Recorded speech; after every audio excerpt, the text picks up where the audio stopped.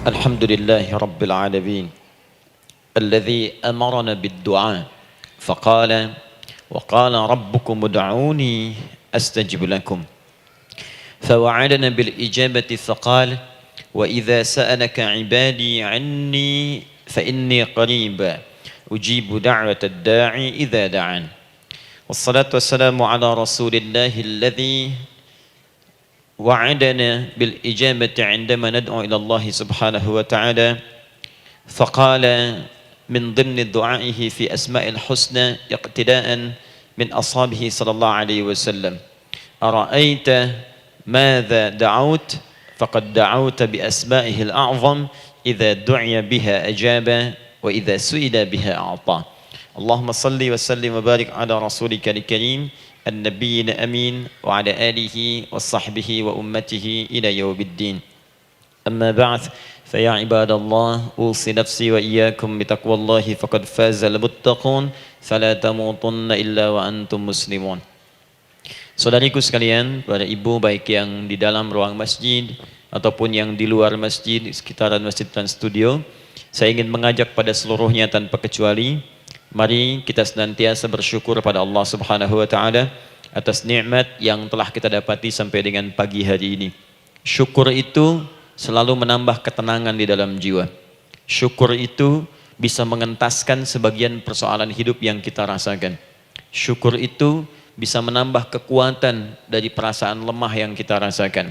Dan syukur itu puncaknya bisa mengantarkan ke dalam surga terbaik yang dijanjikan, hingga Allah menyebutkan kemudian dalam Al-Quran, wa qalilun min ibadiyas syakur, sedikit sekali di antara hamba-hambaku itu yang bisa menjadi orang yang pandai bersyukur kepada Allah Subhanahu wa taala. Mudah-mudahan hidupan kita sampai hari ini seluruhnya diterima oleh Allah Subhanahu wa taala sebagai amal saleh, dan semoga yang belum mendapatkan hidayah untuk berislam sampai dengan pagi hari ini dihunjamkan hidayah kepada dalam jiwanya oleh Allah Subhanahu wa taala agar bisa berislam sebelum wafat menghadap Allah Subhanahu wa taala. Baik, hari ini kita akan belajar. Saya akan cepat masuk kepada pembahasan karena waktu kita cukup singkat, tentang orang-orang yang dikabulkan doanya yang tersebut dalam Al-Quran khususnya dan sunnah-sunnah Rasulullah sallallahu alaihi wasallam. Kita akan bagi pembahasan kita ke dalam 3 bagian. Pertama, kenapa kita mesti berdoa? Di poin pertama. Pertama, kenapa kita mesti berdoa? Yang kedua, bagaimana cara berdoa yang baik, yang cepat dikabulkan oleh Allah Subhanahu wa taala.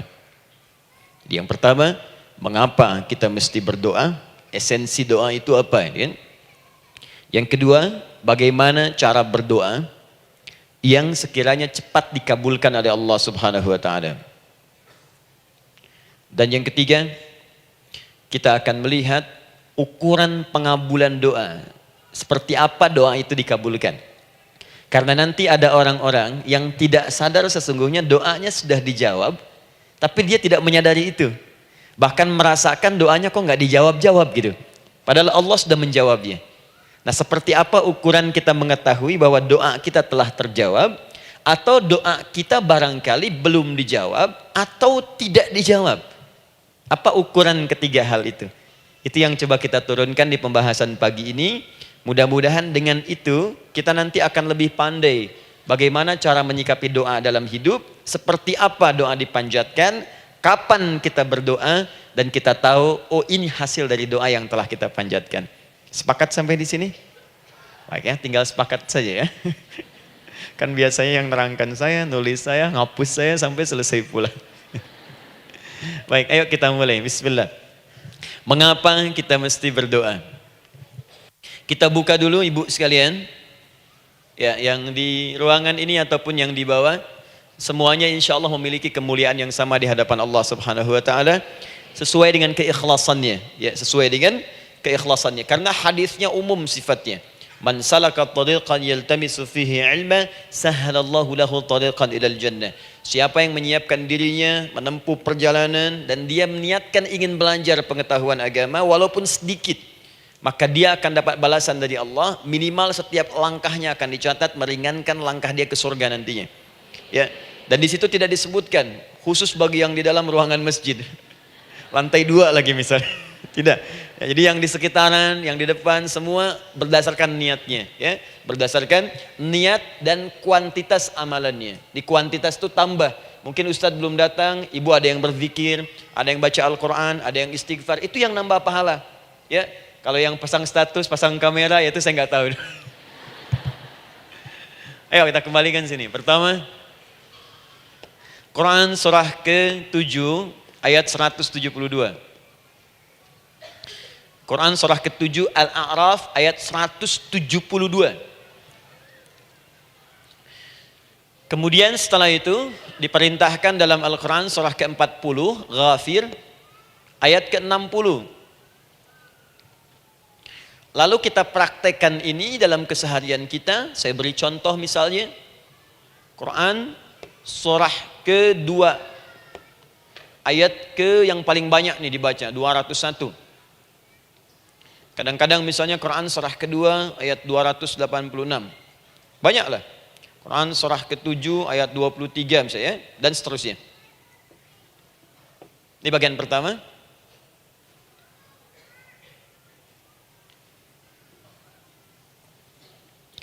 Bagian kedua, nanti kita akan belajar bagaimana cara berdoa yang baik yang dikabulkan.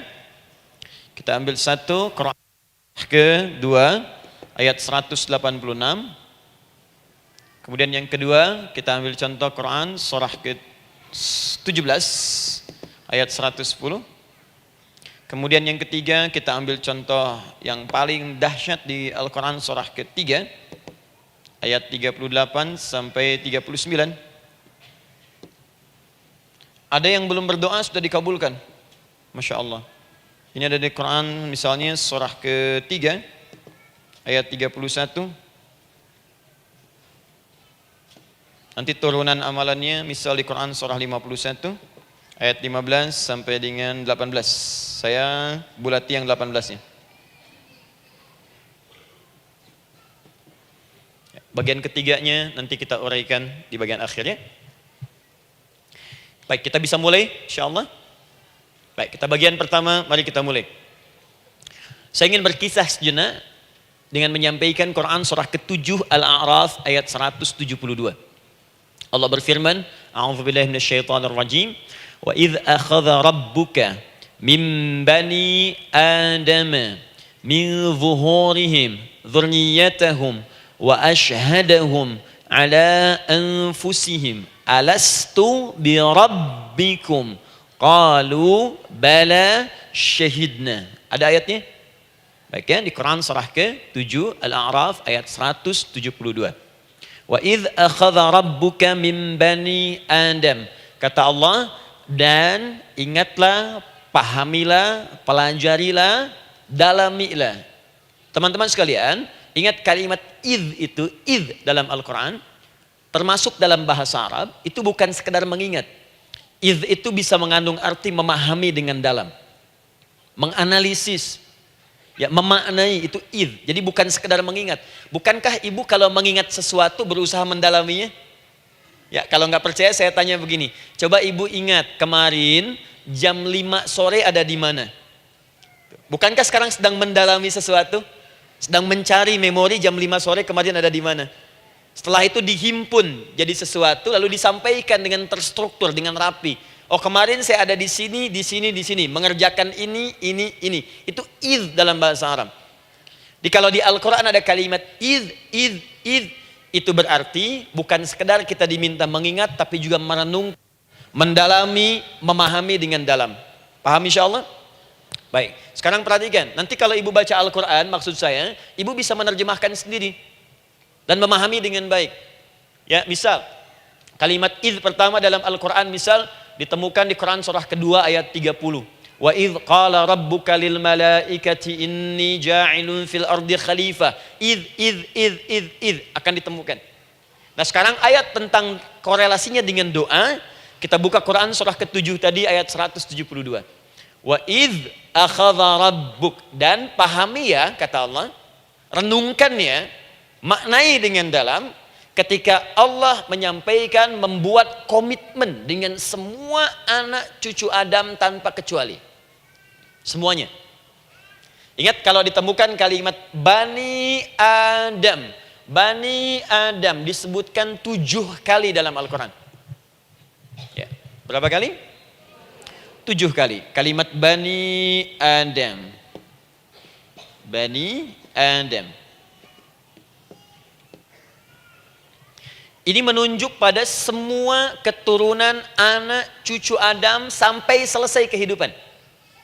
Ya, dari Nabi Adam alaihissalam, kemudian pasangannya Sayyidah Hawa alaihissalam, kemudian keduanya mulai berumah tangga, melahirkan keturunan. Diabadikan di Al-Quran surah keempat, ya, surah Ibu, ayat yang pertama.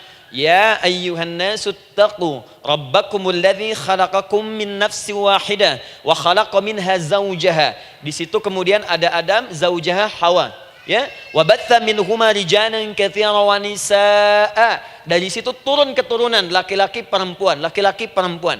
Nanti menyebar, Bu, ya, menyebar. Ada yang ke Chicago, ada yang di Chicago, ada yang di Singaparna, ada yang di Singapura. Semua nyebar. Ya, di Sunda, dari Jawa sampai ke Sumatera, sampai Indonesia, sampai Nusantara, sampai Asia, Eropa, sedunia. Nanti penyebarannya disebutkan di Quran surah ke-49 ayat ke-13. Ya ayyuhan nasu inna khalaqnakum min dzakarin wa untha. Hai manusia, semua saya ciptakan ada 2 jenis. Kalau bukan laki-laki itu pasti perempuan. Jadi tidak ada yang ketiga. Ingat ya? Kalau bukan laki-laki siapa? Perempuan. Jadi tidak ada misalnya, maaf, laki-laki yang keperempuan-perempuanan yang gerakannya melambai, ya, kata-katanya terlampau lembut misal, dan tidak ada pula perempuan yang perkasa, ya, terlampau kuat misalnya, melampaui batas-batas standarnya. Jadi kalau bukan laki-laki pasti perempuan. 2 saja. Jadi kalau misalnya masih ada yang bingung, tentukan dirinya, ya, dan lihat fitrahnya. Lihat fitrahnya. Baik, kemudian waja'alnakum syu'uban wa qabaila. Kami tempatkan kalian mungkin beda-beda tempat. Syu'ub, beda tempat. Ya, ada yang misalnya RT, RW, kecamatan, beda kampung, beda negara, sampai seluruh dunia. Wa qabail, satu tempat itu sukunya bisa beda. Coba Ibu lihat misalnya, ya, di daerah Sumatera saja ada berapa suku? Di Sunda paling banyak suku, gitu ya. Banyak sekali. Jadi bisa lain-lain, bisa beda-beda. Nah, lita'arafu, semua saling mengenal, silakan. Nah, ketika semua tadi ditempatkan di semua pelosok dunia, baik laki-laki, perempuan, dari anak keturunan Adam, itu semua anak keturunan Adamnya disebut dengan satu nama saja dalam Al-Quran, yaitu Bani Adam. Jadi kalau kita mau cari keturunan kita, sampai ke asal mula kita, dari kita sekarang, itu semua akan tersambung kepada Adam alaihissalam. Puncaknya akan ke sini. Ya. Dan tidak akan nyasar kemana-mana, Bu. Ya, ada sebagian manusia nasabnya tidak ingin ke Adam, inginnya bergeser, sehingga mengatakan manusia berasal dari monyet katanya. Ya. Ada yang berkata begitu. Ibu sampaikan saja kalau bapak dari monyet, silahkan saja, jangan ngajak-ngajak saya, gitu ya. Nah, jadi semua manusia itu pasti akan kembali ke sini, ya, ke Adam alaihissalam. Karena itu saya pernah sampaikan termasuk di sini di hadapan ibu semua, masih ingat? Mukjizat pertama Rasulullah sallallahu alaihi wasallam saat lahir ke muka bumi. Ingat, Nabi itu sebelum dilantik menjadi Rasul dalam usia 40 tahun, turun surah Al-Alaq, itu diberikan oleh Allah keistimewaan tanda-tanda kenabian. Apa di antara tandanya? Allah perjelas nasab keturunannya sampai Nabi Adam, padahal lahirnya itu ayahnya sudah wafat. Di lahir beliau, ayahnya wafat, tapi nasabnya diperjelas sampai Nabi Adam. Sehingga jelas, orang tidak bisa menyoal. Ini orang nggak jelas nih, ya. Kan suka ada begitu, Bu, ya. Tiba-tiba datang menerangkan sesuatu, siapa itu? Itu nggak jelas. Bahkan sekarang sering muncul statement, siapa sih ustadz itu? Itu ustadz nggak jelas. Ya. Nabi nggak bisa disoal, karena semuanya jelas. Nasabnya jelas, keturunannya jelas, kemuliaannya jelas, ilmunya jelas. Jadi kalau orang mau menyoal nggak punya peluang. Siapa kamu Muhammad? Saya jelas keturunannya. Muhammad SAW bin Abdullah, bin Abdul Muttalib, bin Hashim, bin Abdul Manaf, bin Qusay, bin Murrah, bin Kilab, bin Ka'ab, bin Ghalib, bin Fihr, bin Malik, bin Nadar, bin Kinana, bin Khuzaimah, bin Mudrika, bin Ilyas, bin Nizar, bin Mudar, bin Ma'ad, bin Adnan, bin Addi, bin Adri, bin Muqawwam, bin Nagur, bin Tarih, bin Ya'rub, bin Yasjub, bin Nabit, bin Ismail alaihissalam, bin Ibrahim alaihissalam, bin Azar atau bin Nakhur, bin Abir, bin Kinan, bin Arfakhshad, bin Sam, bin Nuh alaihissalam, bin Mikhlail, Matushala, bin Kinan, bin Anwas, bin Tith, bin Adam alaihissalam. Coba ulangi. Jelas. Jelas. Jadi orang nggak bisa nyoal, itu mukjizat ya. Keistimewaan pertama sebelum Allah kemudian angkat menjadi nabi dan rasul di usia 40 tahun. Jadi kalau ibu ditanya, kamu jelas nggak? Jelas. Apa binnya? Bin Bani Adam. Itu bocoran dari Al-Quran. Ya, kalau ditanya keturunan siapa kamu? Adam. Tahu dari mana? Allah yang nyampaikan langsung. Apa kata Allah? Bani Adam. Jelas ya? Baik. Jadi ini kembali kepada Adam alaihissalam. Nah, semua anak cucu Adam yang saya garis bawahi, sejak mulai terlahir itu sudah ada komitmen dari Allah dengan anak cucu Adam ini sebelum terlahir ke dunia. Sejak dalam kandungan. Jadi kalau ibu belajar hadis, misal dulu saya pernah amanahkan kalau ibu mau belajar dasar-dasar, cari kitabnya Imam An-Nawawi yang Al-Arba'in An-Nawawiyah, 42 hadis. Hadis keempat, ya paling kiri sebelah atas di kitabnya, dari Abdullah bin Mas'ud radhiyallahu taala anhu, ya. Qala Nabi sallallahu alaihi wasallam bahwa shadiqul masduq. Nabi SAW pernah menyampaikan sedangkan beliau orang benar dan dibenarkan. Kapan perjanjian ini dibuat? Dalam usia kandungan 4 bulan. Dalam kandungan. Inna ahadakum yujma'u fi batni ummihi. Setiap kalian yang akan terlahir dari anak cucu Adam, kecuali Adam, Bu ya. Ingat, kecuali Adam, kecuali Hawa, karena ini asal mula manusia keduanya. Tapi keturunan Adam dan Hawa akan mengalami proses yang sama. Dikandung dulu ibundanya, kemudian terlahir. Adam tidak dikandung, ingat, Adam tidak ada bapak, Adam tidak ada ibu. Langsung diciptakan wujudnya oleh Allah Subhanahu wa taala dari bahan dasar yang sama dengan manusia. Ya, karena itu saya pernah ditanya, pernah berdialog, ya. Ustaz, ini spesial Nabi Isa ini. Ya, spesial, Yesus Al-Masih Nabi Isa spesial. Karena itu diangkat sebagai Tuhan. Apa yang spesial? Kata beliau, karena ini bisa menghidupkan yang mati. Yang kedua, ini lahirnya beda dengan orang biasa. Bagaimana lahirnya? Tanpa bapak. Ibu saja tanpa bapak. Mana ada manusia yang lain seperti ini? Saya bilang, Adam lebih spesial lagi. Lahir tanpa ibu, tanpa bapak. Kenapa nggak jadi Tuhan? Tapi kan Adam nggak bisa menghidupkan yang mati. Dengan izin Allah, maaf, Nabi Ibrahim lebih canggih lagi. Buka Quran surah kedua, ayat 260, paling kiri sebelah atas. Wa idh qala Ibrahim rabbi arini kaifa tuhyil mauta qala awalam tu'min qala bala walakin inna qalbi. Ketika Ibrahim bermohon kepada Rabbnya, ya Allah, tolong tunjukkan kepadaku bagaimana cara menghidupkan yang mati. Kata Allah, kamu masih nggak yakin? Kata Ibrahim, saya yakin-yakinnya, cuma supaya hati saya tenang, buktikan kepada yang lain tentang kuasamu. Kata Allah, gampang. Lalu Allah berikan kemudian satu ketentuan sama persis dengan Nabi Isa, cuman prosesnya lebih canggih. Kalau Nabi Isa tepuk mayatnya, bangun, bicara. Nabi Ibrahim kata Allah, nih ambil burung, potong-potong dulu, dicincang dulu. Sudah dicincang kemudian, mayatnya disimpan, jasadnya di tempat bukit yang berbeda. Kalau sekarang potong burung, simpan di bukit satu, jasad yang kedua simpan di bukit B. Kepalanya simpan di bukit A, ekornya simpan di bukit B, badannya simpan di bukit C. Panggil dengan nama Allah. Thummat uhunna ya'tina kasa'ya. Panggil, bismillah, dengan nama Allah, hidup. Sama persis dengan Nabi Isa. Dengan nama Allah, biiznillah, hidup. Nabi Ibrahim, biiznillah, dengan nama Allah, hidup. Menyatu semuanya, jadi satu. Psst. Kalau Nabi Isa kemudian ada yang menduga sebagai Tuhan, kenapa Nabi Ibrahim tidak angkat jadi Tuhan? Paham ya? Nah, ini menunjukkan bahwa ada pola pemikiran yang harus dikembalikan supaya benar cara memahaminya. Jelas sampai sini? Maaf, saya sedikit agak lompat ya. Saya kembalikan kemudian, perhatikan sini. Inna ahadakum yujma'u fi batni ummihi. Karena itu semua anak cucu Adam, beda dengan Adam, akan proses lahirnya dikandung dulu di perut ibundanya. Fokus baik-baik.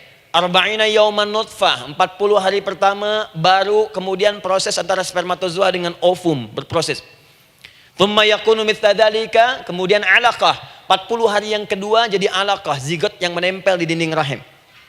Thumma yakunu mithla dzalika mudghah. 40 hari ketiga berbentuk mudghah, sudah mulai berbentuk daging sekeratan, ada bentuknya.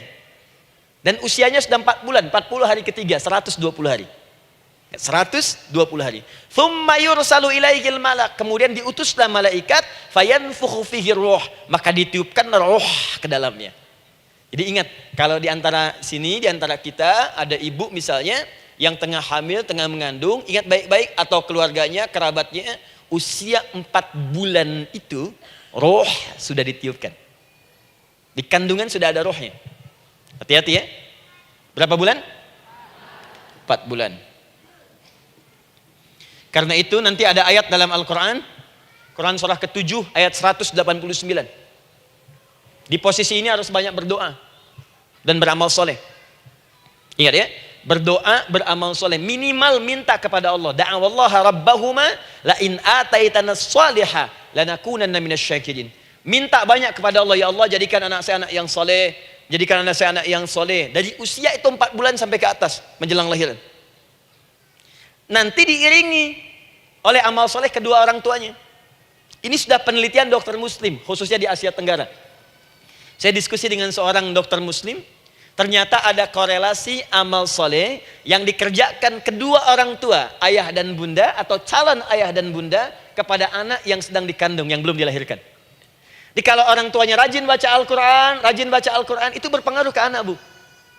Dan penelitian terkini, itu mempercepat anak itu menjadi seorang penghafal Quran ketika lahir.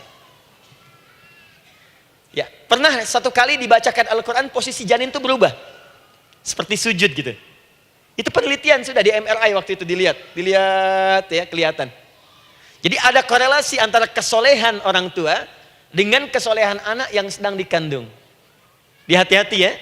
Tapi yang penting diketahui adalah dalam usia kandungan 4 bulan itu disebutkanlah isyarat di Quran surah ke-7 ayat 172 terjadi perjanjian komitmen dengan Allah Subhanahu wa taala. Apa perjanjiannya? Wa idz akhadha rabbuka min bani adama min zuhurihim dzurriyyatahum wa asyhadahum ala anfusihim. Lihat perjanjiannya, saya fokus di kalimat ini, alastu bi rabbikum. Rabb. Apakah engkau akan berkomitmen saat ini? Bersaksi? Karena kalimatnya bersaksi. Wa asyhadahum, dan mereka bersyahadat, bersaksi, komitmen. Di komitmennya menggunakan kata syahadat di sini. Karena itu nanti setiap bayi yang sudah terlahir dari rahim ibu manapun itu berada dalam keadaan suci karena sudah bersyahadat dalam perut ibundanya. Masih ingat hadis ini? Kullu mauludin yuladu 'alal fitrah. Setiap yang terlahir dari rahim perempuan manapun itu membawa fitrah. Apa di antara fitrah yang dimaksudkan itu?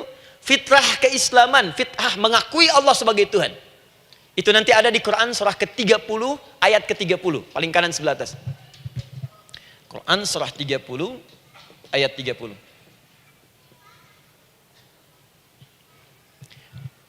Fa'aqim wajhaka lid-dini hanifa. Hei setiap manusia, fa'aqim wajhaka, hadapkan, pasrahkan, arahkan dirimu sepenuhnya. Lid-dini, pada ketentuan ad-din, hanifa, dengan lurus. Di setiap manusia itu punya fitrah untuk beragama. Punya kecenderungan untuk mencari Tuhan. Silakan ibu cek, manusia manapun yang pernah hidup, itu pasti akan mencari Tuhan. Silahkan. Karena itu Allah beri jalan, begini cara mencarinya.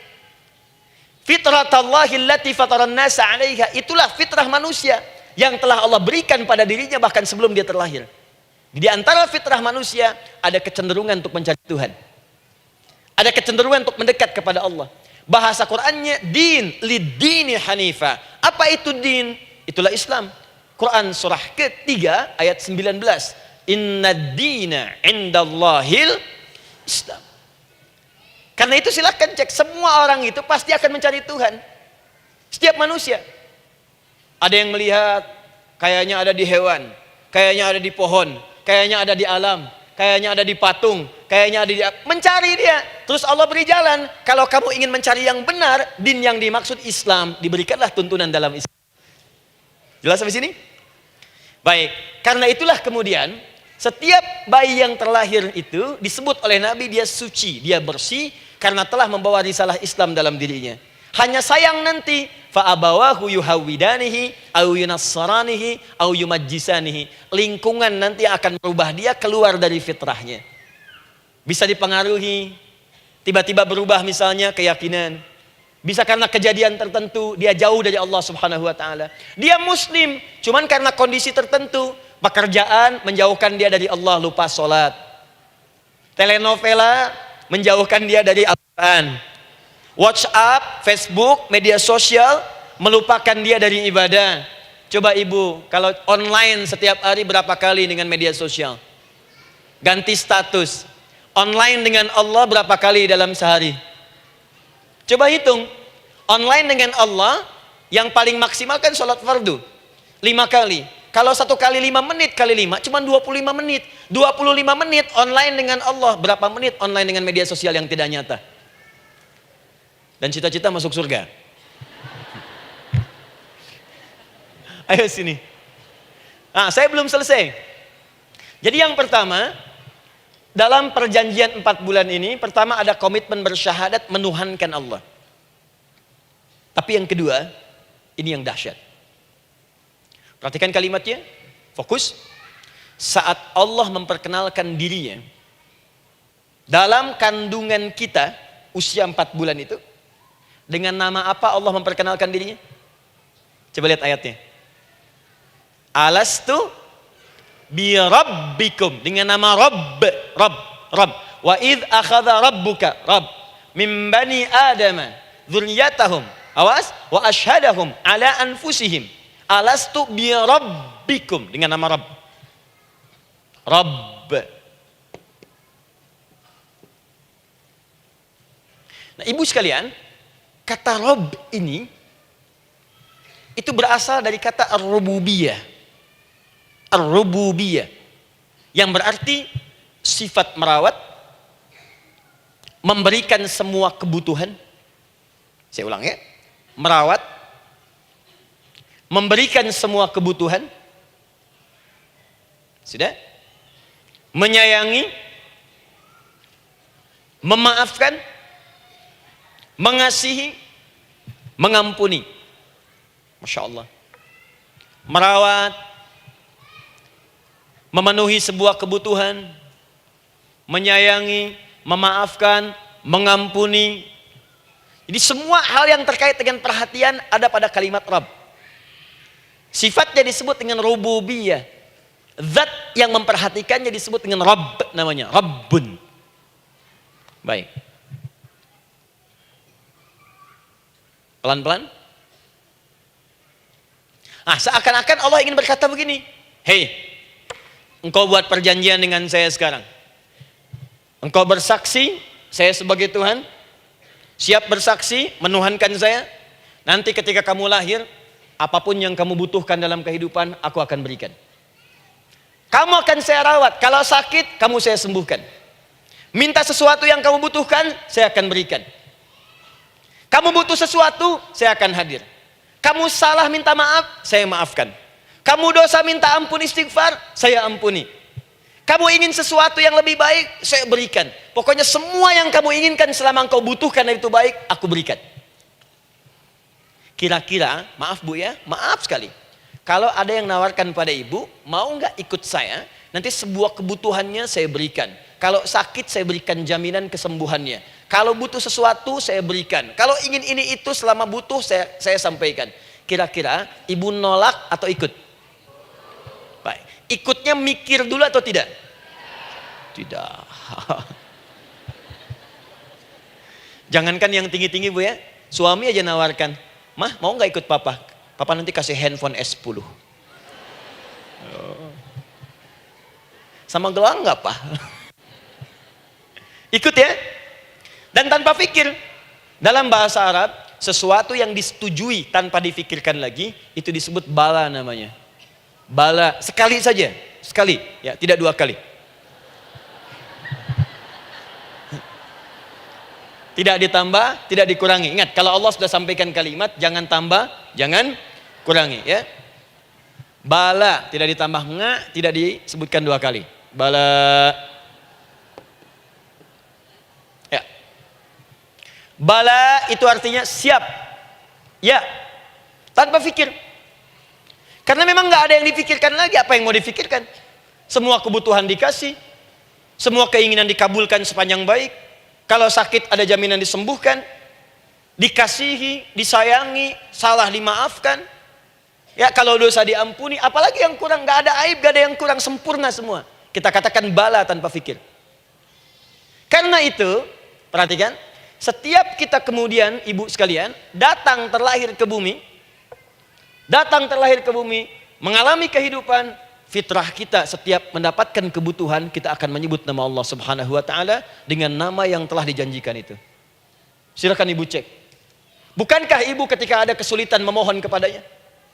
Ya Allah, tolong sembuhkan ya Allah. Ya Allah, lancarkan ya Allah. Ya Allah, sukseskan suami saya. Ya Allah, tenangkan kehidupan rumah tangga kami. Ya Allah, anugerahkan solusi. Ya Allah, sembuhkan ibu saya. Semua minta kan? Dan dahsyatnya, ketika ibu memohon kepada Allah itu, ibu gunakan kalimat yang telah disepakati ketika Allah sampaikan kepada kita. Rabb, Rabb, Rabb. Perhatikan, kalau ibu berdoa, doa apa paling favorit?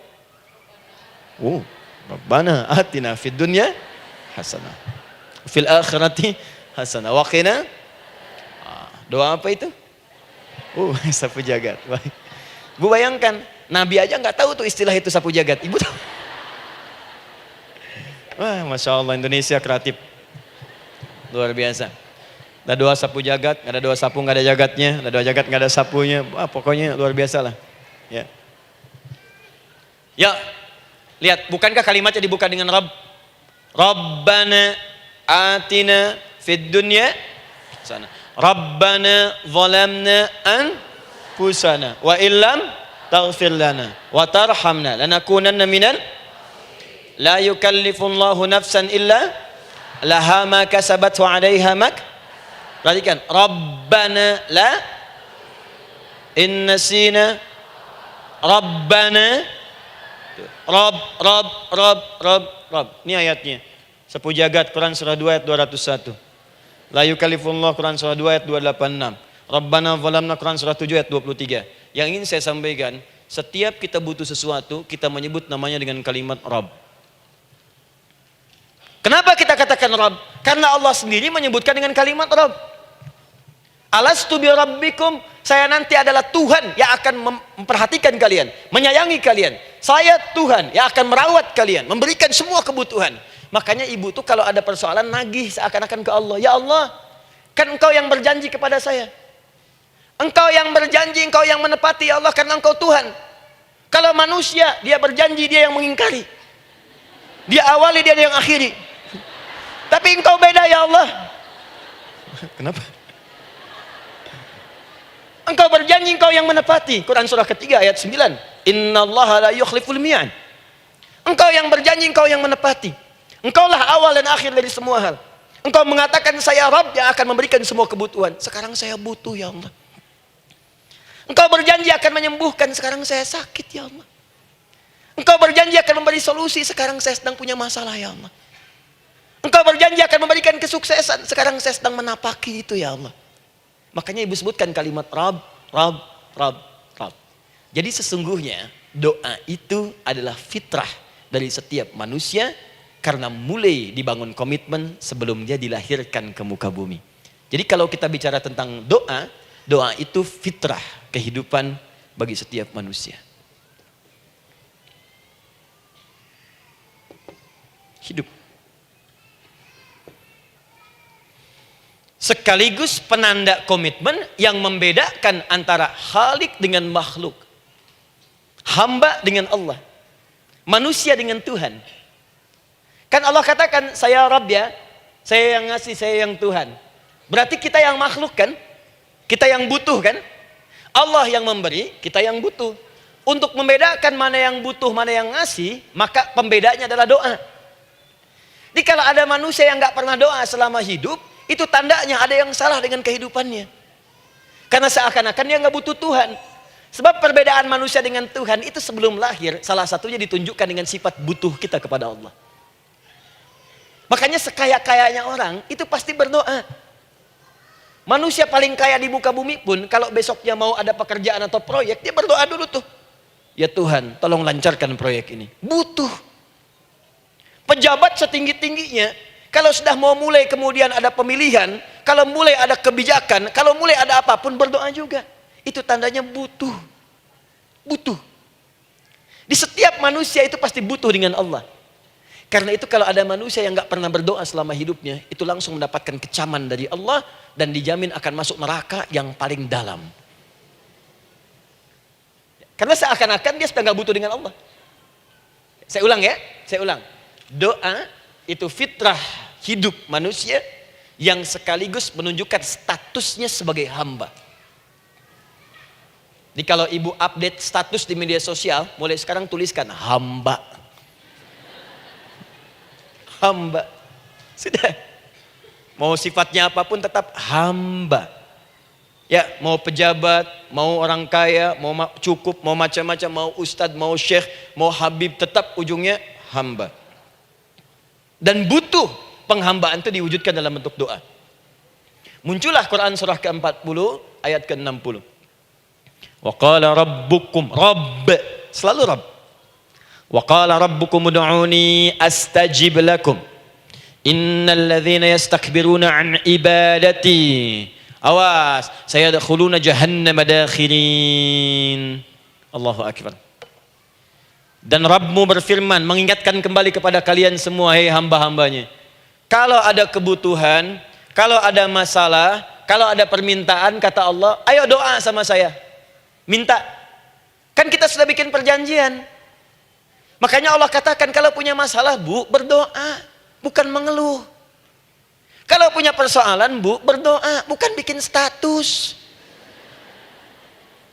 Rasanya aku tidak sanggup.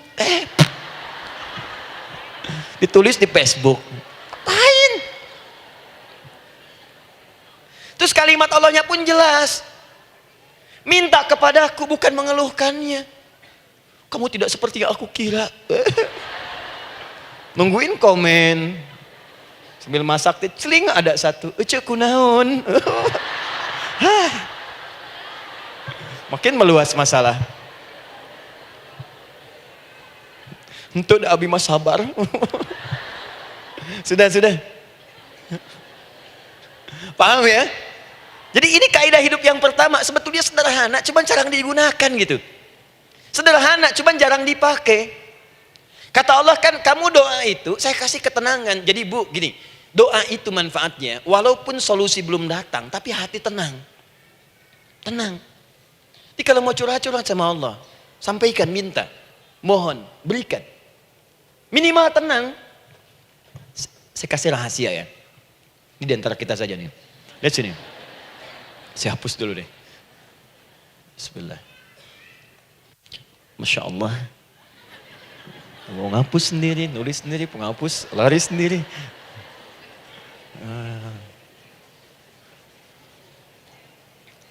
Bismillah. Oh ini ada dua ya. Sini. Baik. Buka Quran surah 7 ayat 205. Quran surah 7 ayat 205. Doa itu disebut zikir di ayat itu. Jadi kalau ibu sedang berdoa, itu sedang berzikir. Wadhkur rabbaka fi nafsika tadarruan wa khifatan wa dunal jahri minal qaul. Ada ayatnya? Oke. Pakai rabb lagi kan? Wadhkur rabbaka. Kalau engkau punya masalah, kata Allah, sekecil apapun. Di rumah tangga kah, di kantor kah, kehidupan sosial kah. Kata Allah, ayat sebut, minta kepada Allah. Berdoa. Doa disebut dengan zikir. Zikir itu semua kegiatan yang membuat kita ingat Allah. Zikir. Baca Quran, zikir. Dalilnya Quran surah ke-15 ayat 9. Inna nahnu nazzalna dzikra. Kami turunkan Al-Quran sebagai zikir. Menghafal Quran, zikir. Quran surah 54 ayat 17, ayat 22, ayat 32, ayat 40. Walaqad yassarnal Qur'ana lidzikri. Kami akan mudahkan Al-Quran untuk diingat, dihafalkan. Zikir, sebagai zikir kepada Allah. Ibu selepas sholat, baca subhanallah, alhamdulillah, Allahu Akbar, zikir. Quran surah keempat, ayat 103.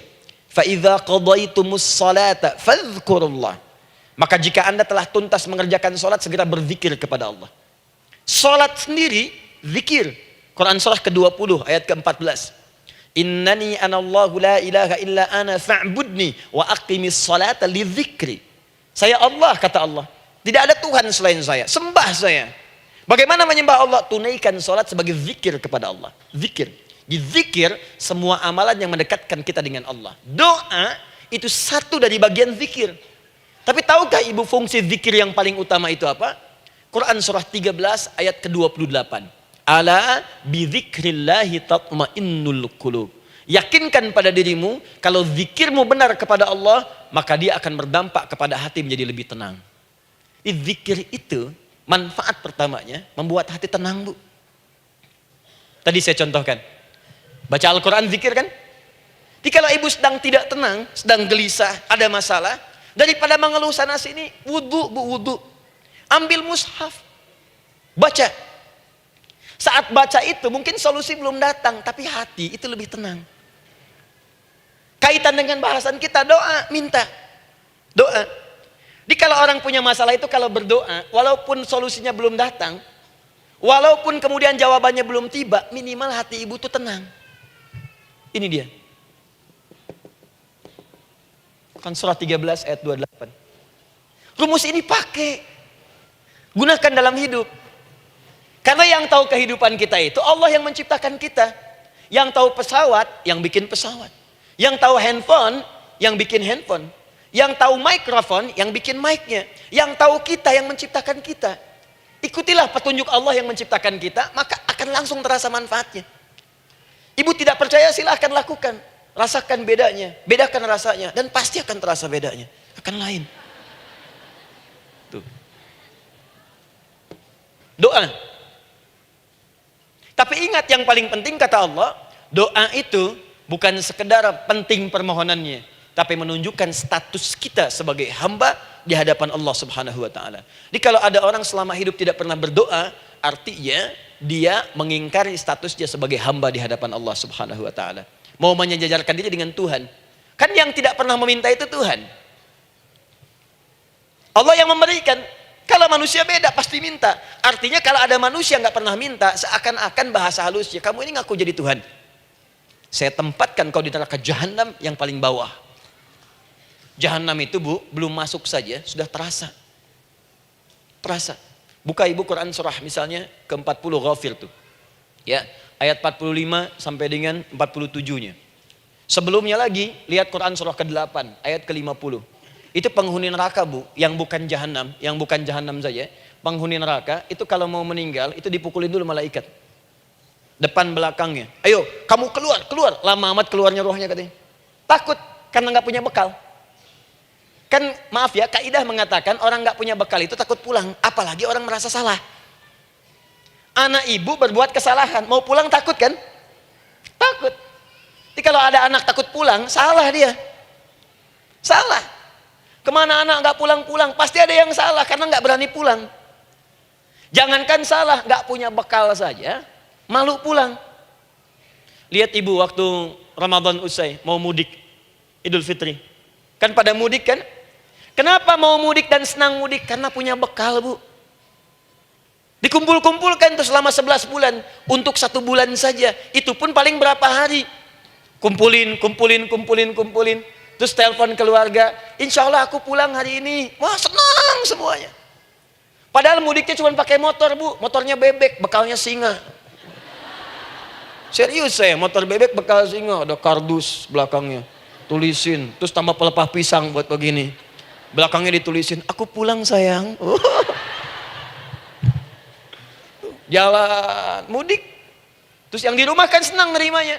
Kenapa? Karena ada yang pulang dan bawa bekal. Saya pernah tanya pada seseorang, kenapa anda nggak mudik? Nggak ada bekal Ustadz, nggak ada bekal, malu pulang. Kebayang nggak saat pulang menghadap Allah nggak punya bekal? Malu pulang, apalagi punya banyak salah, jadi nggak mau keluar rohnya. Malaikatnya geram, dipukulin sama malaikat. Pukul depannya, pukul depan. Kamu ini cepat keluar, cepat keluar, cepat keluar. Keluar, keluar, keluar, keluar, keluar. Malu pulang. Tapi kalau punya bekal enak. Dan yang nyambut langsung malaikat. Bahkan nanti ada satu amalan saat dikerjakan, itu orang ini sudah masuk surga, tapi semua malaikat di semua pintu surga yang 8 itu datang mengunjungi dia mengucapkan selamat. Itu ada di Quran surah 13 ayat 24. Salamun alaikum bima sabartum fa ni'ma uqbaddar. Selamat ya saat di dunia sabar mencari bekal, dan ini bekal terbaik yang kamu dapatkan, silahkan nikmati surga yang kamu rindukan itu. Ini nikmat-nikmatnya tempat yang pernah nanti kamu kunjungi. Dan tinggal abadi di situ. Yang nyambut malaikat. Bayangkan semua malaikat, Bu. Semua malaikat dari pintu surga datang nyambut dia. Wah, Masya Allah, malaikat Jibril, Israfil, malaikat maut. Maaf ya, dicabut kemarin. Biasa, selamat, selamat, selamat, selamat, selamat. Dunia aja kalau ada yang nyambut senang kan? Rumah dicet, datang, sambut depan rumah, semua hidangan ada, Masya Allah. Bahkan yang tidak ada jadi ada. Luarnya kongwan, dalamnya rangginang gitu kan. Wah, muncul semua. Paham ya? Jadi ini bagian pertama. Jadi kita katakan kenapa manusia mesti berdoa. Jawabannya karena manusia itu hamba. Dan doa itu adalah fitrah, bagian dari kehidupan. Kenapa manusia mesti berdoa? Karena ada komitmen dari Allah. Setiap dia mendapatkan sebuah persoalan, maka Allah akan jawab dan berikan jawaban dari semua persoalannya. Jalan mendapatkan jawaban itu adalah doa. Kenapa manusia mesti berdoa? Karena dia butuh dengan Allah. Dan puncaknya, kenapa dia mesti berdoa? Karena Allah ingin membahagiakan kehidupan dunianya sebelum sampai keabadiannya di akhirat. Jadi ketika kita berdoa, sebetulnya kebaikan untuk kita karena Allah ingin kita bahagia. Ingin mudah hidupnya. Jadi kalau ada orang nggak berdoa, sesungguhnya dia sedang menyulitkan diri sendiri dalam kehidupan dunianya sampai ke akhiratnya. Jelas sampai di sini? Masya Allah. Alhamdulillah. Baik, kalau sudah paham, saya hapus ini, kita masuk bagian yang kedua. Hapus lagi. Sab Muslimah edisi ke-15. 15 kali datang sendiri, nangis sendiri, nulis sendiri, ngapus sendiri. Masya Allah. Tinggal lihat, catat, masuk surga. Masya Allah. Alhamdulillah. Baik. Baik. Sudah? Alhamdulillah. Saya ingin setiap pembahasan kita dipahami ya. Saya tidak menyukai kalau datang melihat tapi nggak paham gitu. Ya, dengar tapi nggak paham. Saya tidak ingin satupun keluar dari sini kecuali paham. Ya. Ibu paham? Paham Ustaz. Pada pamit ya, silahkan. Apa yang Ibu pahami? Doa. Ya. Dah. Nah, sekarang masuk bagian kedua. Bismillah. Kalau sudah mengerti yang tadi, persoalannya adalah bagaimana cara kita memohon kepada Allah. Itu dia. Bagaimana cara kita meminta? Kata Allah, kamu kalau punya masalah, minta. Ya Allah, caranya bagaimana? Karena sesuatu yang dikerjakan tanpa ilmu dan tidak tahu caranya, itu bisa keliru. Hidup itu menyembah Allah tidak cukup dengan iman, Bu. Mesti pakai ilmu. Iman saja sekalipun kuat tanpa ilmu, itu bisa salah. Kuat ingin mendekat kepada Allah. Ya Allah, aku ingin ibadah, aku ingin ibadah. Kuat. Saya punya kawan dulu di pesantren. Tahun kedua, dia sudah berubah. Ya, tadinya orang tuanya melihat anaknya Masya Allah, tiba-tiba ada perubahan, senang ibadah, Bu. Malam-malam dia bangun, ini kisah nyata, saya alami sendiri. Masya Allah, saya senang sekali. Kita saling doakan, dia bangun malam tahajud. Bangun jam 2, Anda bayangkan. Yang sebelumnya menjelang subuh atau apa, ini malam Jumat lagi, malam libur. Malam libur biasanya santri itu kebanyakan ada yang keluar, ada yang main, ada yang macam-macam. Ini dia malam tahajud, jam 2 bangun. Saya bahagia sekali. Udah bangun, sholat, selesai. Cuman pas waktu mau subuh, kok saya lihat tidur. Saya bangunkan kan, Fulan bangun. Oh iya, kata iya. Oh mungkin nanti mau nyusul. Saya pikir istirahat dulu. Saya ke masjid lah. Udah ke masjid, dah selesai. Kita diskusi di masjid, selesai. Semua pulang saya jam 7. Saya lihat masih tidur juga. Barangkali dia sudah tadi sholat mungkin di kamar, nggak sempat ke masjid karena capek. Tapi saya lihat kok posisinya nggak berubah. Di situ juga. Akhirnya setengah jam saya tunggu, saya bangunkan. Bangun. Bangun. Kenapa Adi katanya? Saya kira antum belum sholat subuh ya? Adi gimana sih? Kan udah saya jama dengan tahajud tadi. Udah saya jama dengan tahajud. Jadi memang kekuatan imannya lagi tinggi, cuman ilmunya kosong. Ini yang bahaya. Besok-besok kalau orang kayak gini sholat subuh bisa 4 rakaat. Ya. Karena itu berdoa penting, cuma kita mesti tahu caranya. Yuk kita mulai bagian pertama. Quran surah kedua ayat 186, paling kiri sebelah bawah. Sudah? Wa idza sa'alaka 'ibadi 'anni fa inni qarib. Fokus. Kata Allah, kalau hamba-hambaku Muhammad SAW bertanya kepadamu minta petunjuk untuk mencari-cari aku. Tuh Bu, coba lihat. Ayat doa dibuka lagi dengan kalimat hamba. Untuk menegaskan status kita.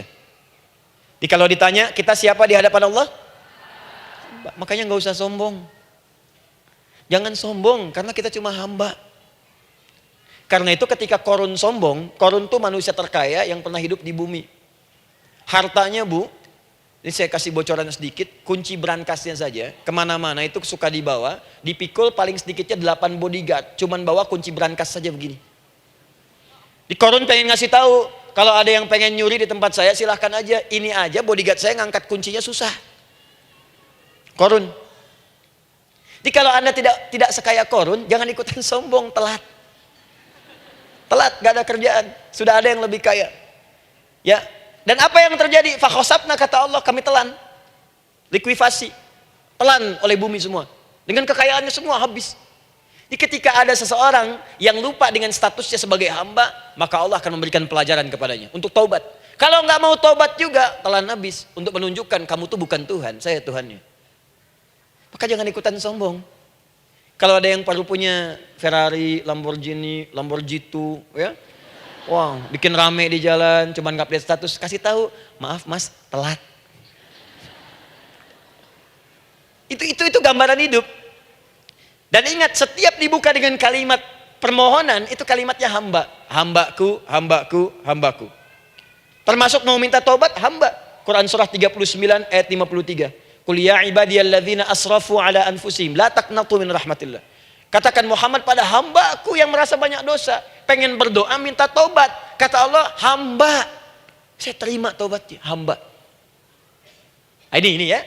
Ini pun adab yang pertama dari Al-Quran. Adab yang pertama, kalau kita ingin berdoa dan doa itu cepat ingin dikabulkan, maka berdoalah dengan cara menghamba di hadapan Allah Subhanahu wa taala.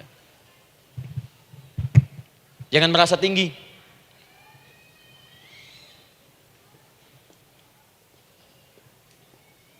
Saya turunkan caranya. Bagaimana cara menghamba itu dengan cara yang baik? Fokus.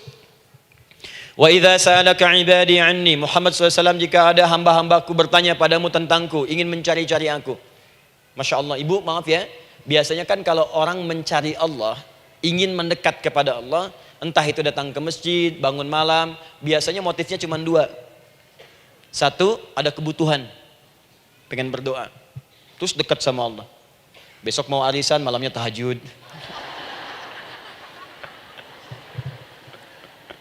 Anak mau ujian, baru puasa, kan?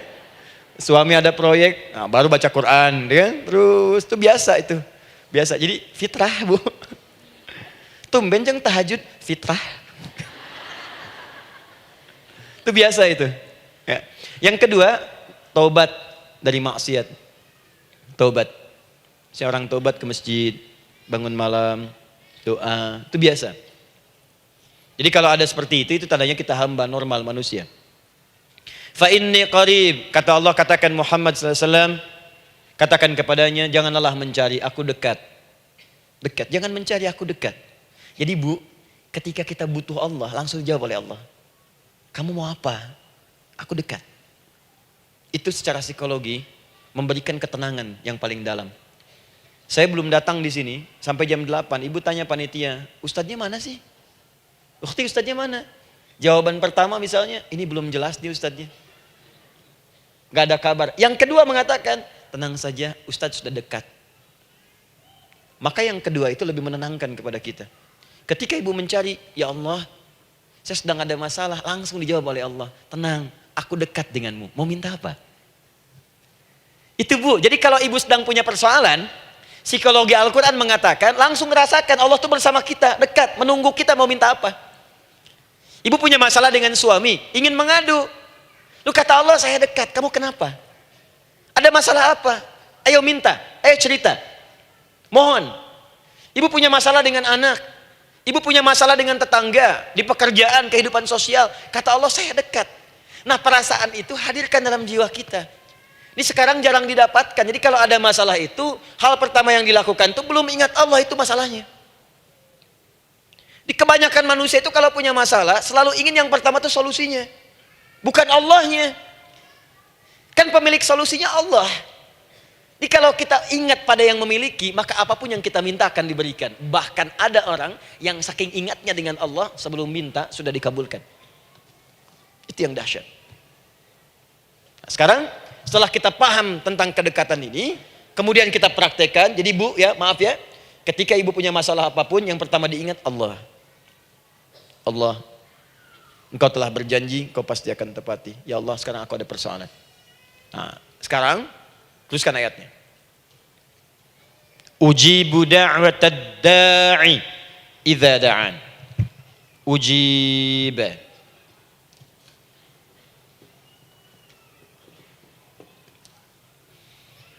Ujibu da'watad da'i idza da'an. Aku pasti akan menjawab, mengabulkan setiap doa hambaku jika dia bermohon kepadaku. Saya ingin ajarkan sedikit di gramatikal bahasa Arab. Ujib itu disebut dengan fi'il mudhari namanya.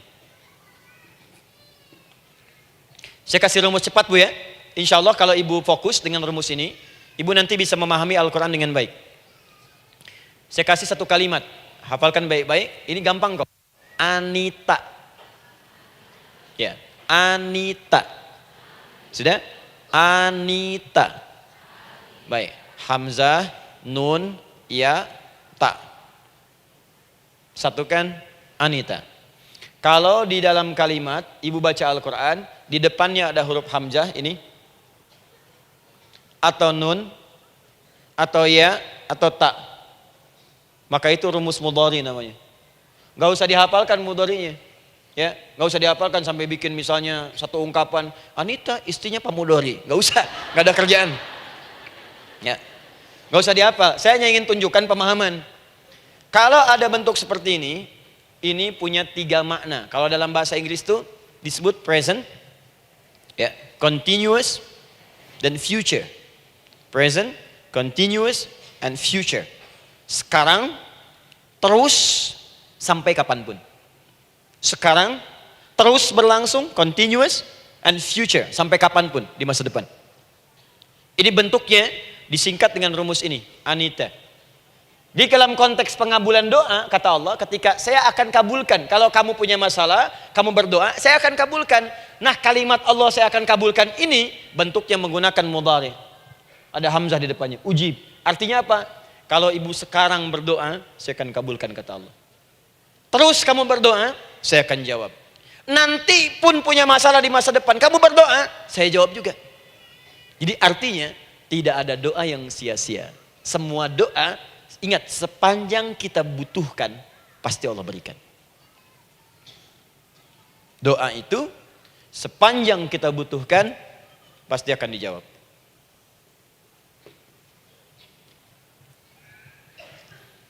Nanti kapan dijawabnya, seperti apa jawabannya, nanti bagian ketiga. Kadang-kadang minta sekarang, dijawabnya nanti. Minta sekarang, dijawab sekarang. Ada yang mintanya A, dijawabnya B, itu yang paling dahsyat.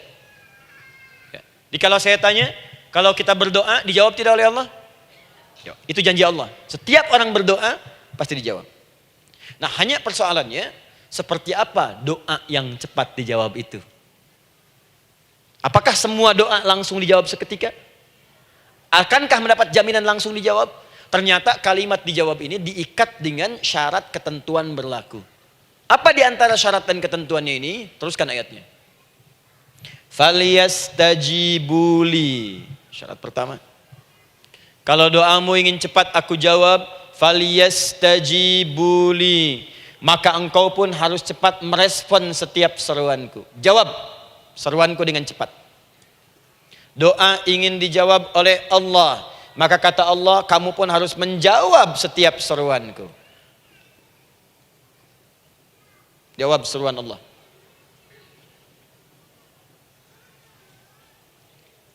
Ayo respon, adil. Maunya dapat gaji aja, kerja nggak mau. Ya? Apa ibu pikir duduk manis, santai di ruangan tengah, tiap bulan suami datang berikan uang belanja? Belum tentu. Kalau sikap tidak bagus, ya interaksi tidak mulia, maka belum tentu itu didapatkan.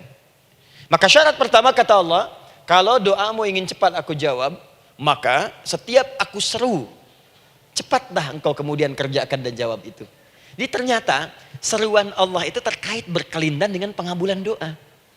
Jadi ketika ibu diseru oleh Allah, diminta diperintahkan sesuatu oleh Allah, sebetulnya itu kunci untuk mendapatkan jawaban doa kita, Bu. Dipanggil kita, ayo cepat datang ke sini, mau minta apa? Minta, saya kasih. Apa di antara kunci doa itu, Ustaz? Yuk kita lihat. Adalah jawaban dari seruan Allah. Apa di antara seruan Allah itu? Saya beri contoh satu misalnya. Allah perintahkan kita untuk sholat. Bahkan diseru, diingatkan 5 kali dalam sehari. Sholat. Bukankah kita diseru, Bu? Dipanggil 5 kali sehari untuk sholat? Allahu Akbar, Allahu Akbar. Ya? Diingatkan kan? Ayo ingat Allah, ingat Allah, ingat Allah, ingat Allah. Allah Maha Agung, Maha Besar semuanya. Dan seterusnya. Perhatikan baik-baik. Apa tujuan Allah menyeru kita dalam sholat? Ternyata bukan ingin memberikan beban ruku dan sujud. Bukan sujudnya yang penting. Karena semua makhluk tidak sujud pun tidak akan menurunkan status Allah sebagai Tuhan. Allah tetap Allah, gak ada ruginya. Yang rugi kita, ternyata ketika disuruh sujud, disuruh ruku itu, ternyata yang ditunggu itu bukan ruku sujudnya. Allah nunggu, punya masalah apa? Mau minta apa? Karena itu dalam ilmu fikih, ibu buka semua kitab fikih. Salat itu secara bahasa disebut dengan doa. Nama lain dari doa adalah salat. As-salatu hiya doa. Salat adalah doa. Karena itu semua bacaan dalam salat doa semua. Coba lihat. Baru takbir Allahu Akbar, doa iftitah. Al-Fatihah doa, Bu. Jangan dikira Al-Fatihah enggak ada doanya. Nih, nanti saya berikan cepat ya. Ini highlight dulu. Dalam sholat itu ada 4 keadaan. Ingat ini baik-baik. Nanti ibu manfaatkan, minimal zuhur lakukan. Ada berapa keadaan? 4. Ada 4 posisi, 4 keadaan dalam sholat. Yang kalau ibu berdoa benar, meminta di situ dengan benar, itu seketika akan dikabulkan. Seketika. 1 saat berdiri. 2 saat ruku'. 3 saat sujud. 4 sesaat sebelum salam. Berdiri, ruku', sujud, sesaat sebelum salam. Baik, sebelum saya bahas lebih jauh, saya ingin sampaikan dulu. Jadi ternyata ketika kita diminta oleh Allah menunaikan sholat, itulah cara kita memohon, Bu. Itulah waktu kita meminta. Dan dahsyatnya dalam sehari itu 5 kali ditungguin, Bu. Mana ada manusia di muka bumi ini buka pintu rumahnya 5 kali sehari cuma untuk memberikan apa yang dibutuhkan. Sesoleh-solehnya Ustadz, gak ada yang mengatakan, ayo 5 kali sehari datang aja ke rumah saya. Kalau butuh apa-apa ambil. Butuh kulkas, ambil kulkasnya. Butuh TV ambil, gak ada begitu. Allah itu maha baiknya, 5 kali sehari dipanggil. Dari subuh sampai zuhur. Kita bangun tidur aja, punya masalah gak? Ayo minta, disuruh sholat 2 rakaat. Dan sholatnya gak usah banyak-banyak, 2 rakaat aja dulu supaya gak ada beban. Itu pun kadang-kadang masih lupa berapa rakaat kita sholat. Ya. Ayo sujud, disuruh minta, punya masalah gak? Terus dari subuh sampai ke siang, dipanggil lagi. Punya masalah lagi gak? Disuruh zuhur 4 rakaat. Karena waktunya cukup panjang, suruh 4. Ayo minta. Ada masalah apa? Minta sujud kita. Minta mohon. Dari zuhur ke asar, ditanya lagi, ada masalah nggak? Panggil lagi. Ke maghrib sampai ke isya sebelum tidur. Supaya tidurmu enak, masalah nggak ada, tenang, nikmat, nyaman istirahatnya. Ada masalah nggak? Disuruh sholat lagi. Jadi kalau orang paham sholat itu kunci kebahagiaan, dia akan senang menunaikan sholat. Makanya ketika ibu bertanya, kenapa saya sholat? Dijawab oleh muadzin, hayya 'alas shalah, ayo sholat. Kenapa sih sholat? Hayya 'alal falah. Yuk bahagia. Ayo tenang. Yuk dapatkan apa yang kamu inginkan. Falah. Jadi kalau orang paham sholat itu menyelesaikan persoalan, tentu orang akan berbondong-bondong semangat untuk menunaikan sholat. Cuman sayang segelintir orang itu menilai sholat sebagai beban. Jadi sebagai kewajiban beban saja, makanya sholatnya nggak nikmat. Karak tadi duhur, ayeuna asar deui. Tuh. Ya bagaimana doanya bisa dijawab? Anda datang pada orang, tapi datangnya dengan marah-marah. Datangnya dengan mencelanya. Ya bagaimana dia bisa memberikan kebutuhan Anda? Anda datang pada Allah dengan niat yang tidak ikhlas. Setelah itu kemudian menggunjingkannya, bagaimana bisa dijawab? Tuntutan tinggi. Tapi datang tidak membawa prestasi, ya bagaimana bisa diberi? Catat tuh, bikin status. Paham ya? Nah ini bagian pertama. Jadi cara pertama, respon kata Allah, seruan Allah. Rumus pertama sholat. Nah sekarang saya ajarkan lagi. Ini belum selesai nih Bu, ini panjang bahasannya nih. Sampai jam berapa kita? 10 ya? Oh, banyak. Oh, mau sampai jam 5 silahkan, saya jam 10 selesai. Ya. Lihat sini. Oke, saya punya sekitar 1 jam kurang ke depan. Saya ingin terangkan sedetil-detilnya gitu ya. Dan saya hanya menyampaikan isi Al-Quran. Quran, hadis, Quran, hadis. Sekarang gini, Ustadz saya sekarang paham, sholat berarti kunci untuk menyelesaikan masalah. Di sholat saya akan memohon. Sekarang Ustadz, bagaimana cara saya merespon sholat? Kan kata Allah, saya menyeru, respon gitu kan? Kita dipanggil sholat nih, Allahu Akbar, dipanggil. Bagaimana cara meresponnya? Sebelum minta. Awas, ibu ingin datang mengajukan proposal. Datang kepada wali kota, datang kepada gubernur, datang kepada presiden, datang kepada menteri sebelumnya. Bukankah ibu mempersiapkan diri? Penampilan ditata, proposal dibagus-bagusin, itu kan? Yang paling hebat itu kadang-kadang malam-malam latihan depan cermin. Bapak wali kota yang saya hormati. Lihat semuanya tuh. Dan yang paling luar biasa, maaf ya, janjian jam 7 dengan Pak Wali Kota, datang jam 6 ke Balai Kota. Sekarang ibu punya janji dengan Allah. Janji itu sudah diketahui sebelum pertemuannya. Kalau tidak percaya, 5 waktu ini ibu sudah hafal Bu. Ya, bahkan disuruh ngapalin oleh Allah. Buka Quran surah ke-4. Surah ibu, surah mama, An-Nisa. Ayat 103, Quran surah 4 ayat 103. فَإِذَا قَضَيْتُمُ الصَّلَاةَ فَاذْكُرُوا اللَّهَ قِيَامًا وَقُعُودًا وَعَلَى جُنُوبِكُمْ فَإِذَا اطْمَأْنَنْتُمْ فَأَقِيمُوا الصَّلَاةَ. Lihat ujung ayatnya. Inna as-salata kanat 'alal mu'minina kitaban mawquta. Sungguh semua waktu salat itu telah ditetapkan waktunya bagi orang beriman. Itu terjemahan biasa.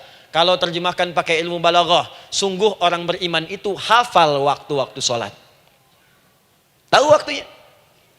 Apalagi kalau di waktu itu ibu punya kepentingan, pasti hafal. Kalau ibu benar memprioritaskan sholat dan menilai sholat sebagai solusi hidup, menilai sholat sebagai kebutuhan, ibu pasti akan hafalkan itu Bu.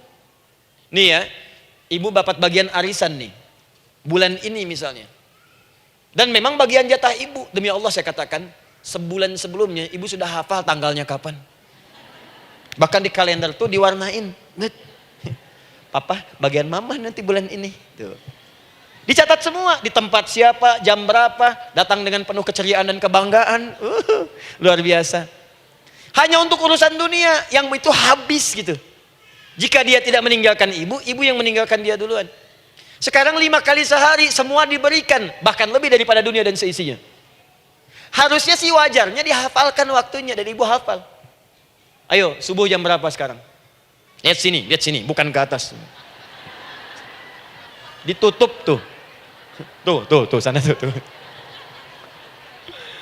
Subuh jam berapa? Ayo ngelihat ke sana, 4:43. Duhur jam berapa? Tuh. Asar, maghrib, isya. Itu kan kunci ibadah. Dan kunci ijabah, kunci ibadah, kunci ijabah. Di situ ada pengabulannya. Ah, ini gimana mau minta, waktu permintaannya aja nggak hafal. Gimana mau bermohon, datangnya aja telat. Karena itu, bagaimana cara merespon seruan Allah? Diaturlah di Quran surah kedua ayat 152. Paling kanan sebelah bawah.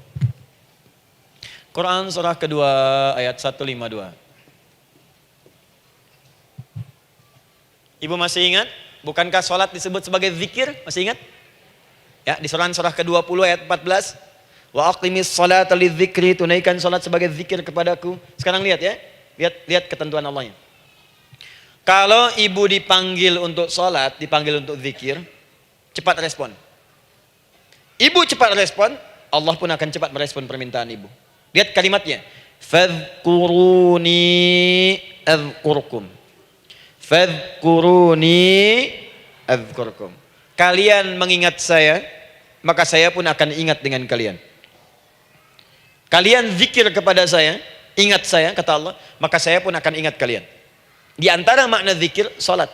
Jadi kalau ibu salat mengingat Allah dengan cepat, maka Allah pun akan cepat mengingat kita. Contoh.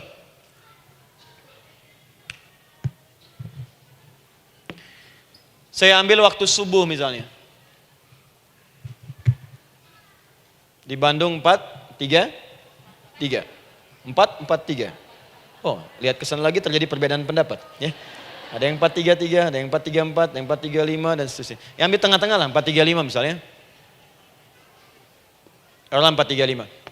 Lihat sini, fokus. Allahu Akbar, Allahu Akbar. 4-3-5. Dipanggil salat, diseru. Kan tadi rumusnya di Quran surah 2 ayat 186. Faliyastajibuli. Kalau diseru cepat jawab, gitu kan? Nah, terus diseru 4-3-5 adzan. Allahu Akbar, Allahu Akbar. Begitu diseru, ibu langsung datang. Ya Allah, sudah adzan, seruan nih, saya siap-siap, saya ingin minta sesuatu. Nah, orang yang datang saat dia diseru Allah, dia pun datang kemudian untuk menyerunya, maka Allah pun akan menjawab apa yang ia mohonkan saat ia bermohon kepadanya. Perhatikan. Dipanggil oleh Allah lewat suara muadzin. Allahu Akbar, dia merespon cepat, siap salat. Maka dia pun ketika memanggil Allah, seketika Allah pun akan jawab padanya. Sesuai dengan kadar responnya. Dipanggil saat itu, dia menjawab. Maka Allah pun akan ingat kepadanya hanya saat dia memanggil saja. Di saat panggil, diingat. Panggil, diingat. Jelas? Ini yang hebat. Dipanggil 4-3-5. Allahu Akbar, Allahu Akbar. Dia sudah ingat dari sejak jam 3:45. Dia bangun jam 3. Misal. Padahal belum dipanggil. Datang. Bahkan Masya Allah, melakukan warming up dulu. Tahajud. Istighfar. Baca Al-Quran sebelum dipanggil. Masya Allah Bu, ibu mau datang misalnya ke istana. Janjian jam 7, datang jam 6. Di situ ibu kerjakan yang baik-baik dulu. Wah, lihat. Terus kelihatan CCTV kan. Wah, ini orang bagus banget nih. Mulia, bagus. Sampah diambilin, disapu. Kelihatan. Itu ibu belum datang pun udah dipanggil duluan. Ada orang yang belum dipanggil sudah datang menghadap Allah. Tahajud dia, zikir dulu, istighfar dulu. Ini orang, maaf ya. Walaupun dia belum memanggil Allah, Allah sudah menyelesaikan semua persoalannya. Di orang-orang yang selalu ingat kepada Allah, walaupun Allah dalam waktu tidak memanggilnya, maka Allah akan mengingatnya sekalipun orang ini belum bermohon kepadanya.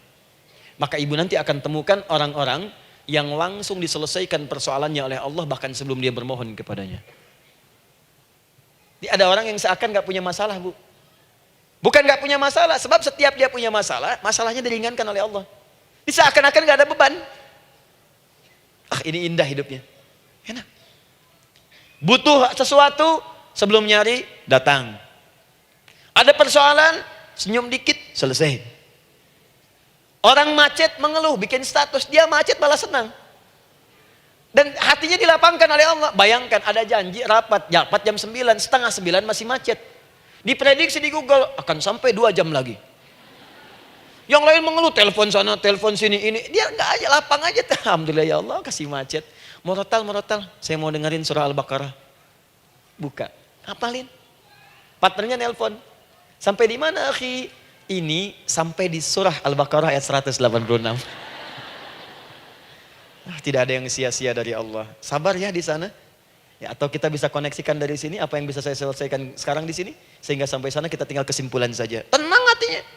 Gak ada gerasak, gerusuk, gelisah gini, telepon sana sini, klaksonin, dasar lampu merah, lama, birunya sebentar. Padahal biru nggak ada, yang ada hijau kan. Jadi kalau sudah begitu enak, Bu. Yang perempuan ada di Quran Maryam. Maryam kan perempuan. Dan Maryam itu bukan nabi, bukan rasul. Ingin memberikan pesan kepada ibu, perempuan dimanapun. Tidak harus jadi nabi supaya doa cepat dikabulkan. Tidak harus menjadi rasul. Ini Maryam bukan nabi, bukan rasul. Tapi dia ini luar biasa. Sebelum dipanggil udah datang. Zikirnya tak terlukiskan. Mohon kepada Allahnya luar biasa. Menjaga diri dari hal yang dilarang oleh Allah. Apa hasilnya? Sebelum diberikan bahkan oleh pamannya sudah ada kebutuhannya. Quran surah ketiga ayat 37. Kullama dakhala 'alaiha Zakaria al-mihraba wajada 'indaha rizqa. Setiap pamannya mau memberikan kebutuhan Maryam sudah ada di dalamnya, Bu. Sudah ada. Itu luar biasa. Mau makan, makanan ada. Mau anggur, anggur ada. Ya. Wah, itu luar biasa, Bu. Jadi bermohon bahkan sebelum waktunya. Sentuhlah ia tepat di hatimu, maka ia akan jadi milikmu untuk selamanya. Wah. Nah, itu doa tuh. Aduh, mana-mana. Paham? Tuh. Jadi kalau yang standar-standar saja itu biasa. Maka datang sebelum waktunya. Datang. Atau datang pas dipanggil. Standar. Jadi kalau 4-3-5 adzan, Allahu Akbar, Allahu Akbar. Ibu bangun. Siap sholat, siap sholat. Itu standar. Yang dulu bahagia. Naikin lagi levelnya. Yang celaka itu ya ini nih. Dipanggil 4-3-5. Baru bangun 5-3-4.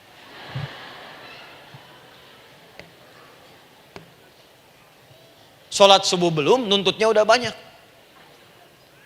Ya Allah, kurang apa lagi aku bermohon kepadamu. Sudah aku meminta sekarang, sholat subuh aja belum. Jadi mana keadilannya? Jadi yang pertama, respon seruan Allah.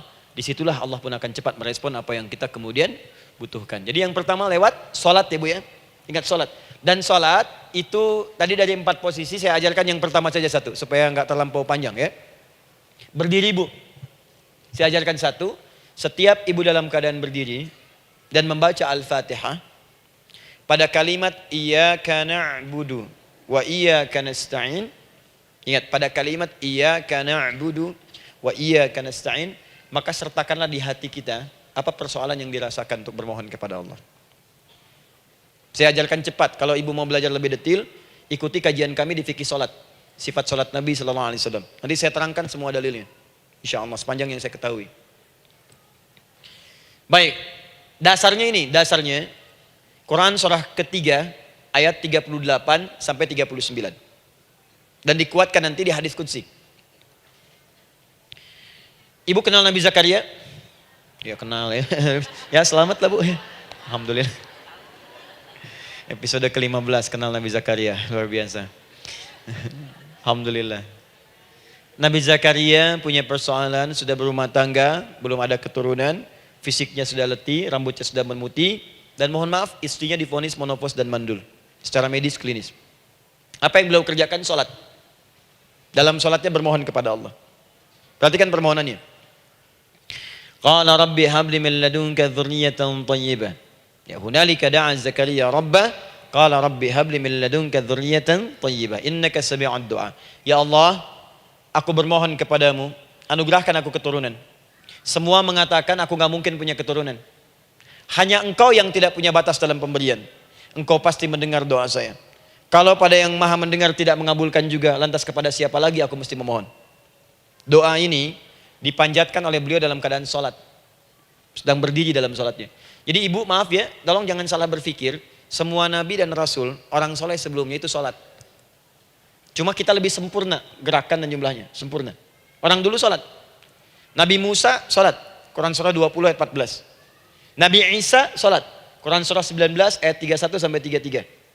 Nabi Ismail sholat, Quran surah 19 ayat ke-55. Semua sholat. Sholat. Nabi Zakaria saat punya masalah, sholat. Dalam berdirinya minta dalam sholatnya. Dari mana Ustadz taunya beliau minta dalam berdiri dalam sholat? Ayat 39-nya baca. Quran surah ketiga ayat 39. Fanadatul malaika, maka doanya itu dijawab oleh Allah. Datang malaikat menyampaikan jawaban. Wa huwa qaimun yusalli fil mihrab. Sedangkan beliau masih berdiri dalam sholatnya di mihrab. Masih berdiri dalam sholat. Di dalam sholat itu minta. Makanya semua bacaan sholat itu permintaan isinya. Dan dikabulkan oleh Allah. Anallaha yubashshiruka bi Yahya. Allah kasih kabar gembira, engkau akan punya anak, langsung namanya dari Allah Yahya. Artinya hidup yang mustahil menurut manusia. Lahir dari rahim seorang perempuan yang divonis monopos dan mandul menurut medis. Kata Allah tidak ada yang mustahil bagiku. Lahir dan hidup dia, Yahya. Kapan terjadinya? Sedang sholat. Kapan saat sholatnya? Berdiri. Nah yang paling menarik Bu, umatnya Nabi Muhammad SAW ditunggu oleh Allah 5 kali dalam sehari. Dan dimintakan sebelum sholat untuk menyiapkan permohonannya. Maka turunlah Quran surah kedua ayat ke-45. Ibu lihat ayatnya. Wasta'inu bis-sabri was-salah. Bahkan ditegaskan lagi. Di Quran surah kedua ayat 153. Paling kanan sebelah bawah. Ya ayyuhalladzina amanusta'inu bis-sabri was-salah. Yang pertama, nggak pakai panggilan iman. Wasta'inu, kata Allah, hei, kalau kamu punya masalah, jangan mengeluh, jangan berkeluh kesah, jangan terlampau banyak gelisah, cepat siapkan dirimu untuk menunaikan sholat. Siapkan permohonanmu, minta kepada aku lewat sholat. Kalau belum yakin, disebutkan imannya. Ya ayyuhalladzina amanu, hei orang-orang yang masih merasa punya iman, katanya punya iman. Jadi kalau ibu nggak mau minta lewat sholat, dipertanyakan imannya. Kamu punya iman gak? Kata Allah. Yakin gak dengan saya? Kalau punya masalah jangan mengeluh. Datang pada saya minta. Lewat sholat, saya panggil sholat minta. Kalau masih merasa punya iman. Tuh, iman kita tuh dipertaruhkan di situ. Nah sekarang, saya berikan rumus bahasanya. Allah memanggil kita dengan bentuk jama, perintah jama. Wasta'inu. Wasta'inu. Itu bentuk perintah. Wasta'inu, bentuk perintah.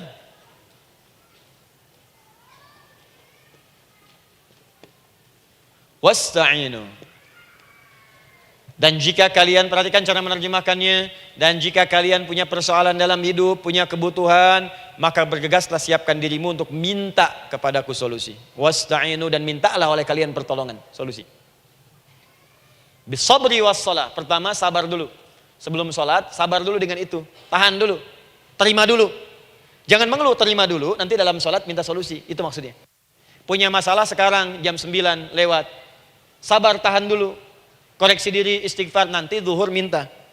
Atau duha sekarang sholat. Datang ke masjid, sholat duha minta. Tahiyatul masjid minta sekarang. Sabar. Ini sabar, terima dulu. Jangan mengeluh, sabar. Ingat, terima, sabar. Karena Allah mustahil memberikan ujian masalah kalau kita tidak sanggup menerimanya. La yukallifullahu nafsan illa. Saya sering katakan Bu ya, maaf kalau kalimat ini mungkin kurang berkenan, tapi kalimat ini nyata. Kalau ibu sekarang punya masalah seberat apapun, itu artinya hanya ibu yang sanggup untuk menerimanya. Saya tidak. Betul, karena itu persoalan itu dititipkan kepada ibu, bukan kepada seorang bernama Adi Hidayat. Ibu yang dipercaya. Ya ibu dipercaya oleh Allah. Kenapa ibu tidak yakin dengan itu? Karena cuma ibu yang bisa mengatasi. Ibu yang mampu, saya tidak. Karena itu dititipkan pada ibu. Kaidahnya la yukallifullahu nafsan illa wus'aha. Allah nggak akan berikan beban ujian masalah kalau dia nggak mampu. Artinya kalau saya nggak mampu, saya nggak dikasih. Ibu mampu, ibu diberi. Jangan mengeluh. Kenapa mesti saya ya Allah? Kamu mampu. Ya Allah, why me? Why not? Kamu yang bisa. Nah sekarang, wassalah setelah terima itu, tapi juga jangan terlampau kepedean. Memang cuma saya yang mampu ya, bikin status. Kemudian sholat, kita akan katakan, ya Allah, Engkau perintahkan saya untuk minta tolong. Sekarang saya akan minta kepadamu. Lalu kita katakan, maaf ya Allah, saya sekarang punya masalah, saya ingin bermohon kepadamu, saya ingin minta kepadamu ya Allah. Saya mohon ya Allah. Maaf Bu ya, maaf ya, sebentar. Ibu kalau punya masalah sedikit atau banyak? Banyak. Yang punya masalah ibu saja atau anak juga punya masalah? Kadang-kadang, bukankah anak yang punya masalah ibu yang minta? Bukankah suami yang punya persoalan ibu yang bermohon? Kan? Karena itu, kalau kita ingin memohon kepada Allah dengan persoalan yang kompleks mewakili yang banyak, maka pertama kalimatnya diawali dengan huruf na. Berarti kami, kita, semua. Jelas ya? Nah, ibu ingin robah kalimatnya minta tolong. Kata Allah, minta kepadaku pertolongan. Wasta'inu. Ibu ingin robah menjadi bentuk permintaan. Rubah kalimatnya menjadi nasta'in. Nasta'in.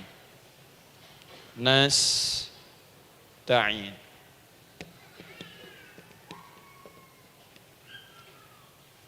Wasta'inu nasta'in.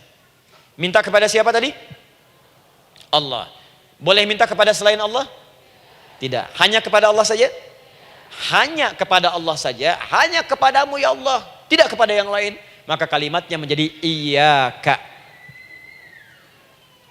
Iyyaka. Hanya kepadamu saja ya Allah. Engkau berjanji kalau ada masalah minta aku berikan. Sekarang hanya kepadamu saja ya Allah aku bermohon. Maka kalimatnya namanya iyyaka nasta'in. Sekarang saya tanya kepada ibu, apakah dalam sholat ibu membaca kalimat iyyaka nasta'in? Tuh. Saya mau tanya, ibu bacanya saat ruku atau saat sujud? Berdiri. Gak ada orang ruku baca kalimat ini. Allahu Akbar, iyyaka na'budu wa iyyaka nasta'in. Berdiri. Iyyaka na'budu wa iyyaka. Nah, sekarang saya bacakan hadis qudsinya. Tersambung dari Nabi sallallahu alaihi wasallam. Qala Rasulullah sallallahu alaihi wasallam, qala Allah azza wa jalla. Allah langsung yang berfirman lewat hadis qudsi. Perhatikan bahasanya. Qasamtu shalah baini wa baina 'abdi. Saya bagi dalam salat itu dua bagian, antara hak aku dan hak hambaku. Wali 'abdi ma sa'ala. Dan jika benar hambaku menunaikan kewajibannya dengan baik, menjaga hak-hak aku, maka pada saat itu apapun yang dia minta dalam salat aku akan berikan. Apapun. Kapan itu terjadi? Perhatikan kalimatnya. Idza qala al-'abdu, kalau hamba mulai membaca dalam salatnya, alhamdulillahi rabbil alamin. Alhamdulillahi rabbil alamin. Qala Allah azza wa jalla, seketika Allah menjawab, hamadani 'abdi, hambaku sedang memujiku. Ibu ingat baik-baik Bu ya. Ingat baik-baik. Setiap ibu baca Al-Fatihah dalam salat itu Allah memperhatikan dan menjawab bacaan ibu. Tadi masih ingat ketika saya katakan wa idza sa'alaka 'ibadi anni fa inni qarib, Allah itu dekat. Ya. Wa idza qala al-'abdu ar-rahmanir rahim, kalau hamba melanjutkan ar-rahmanir rahim, qala Allah azza wa jalla, Allah langsung menjawab athna 'alayya 'abdi, hambaku sedang menyanjungku.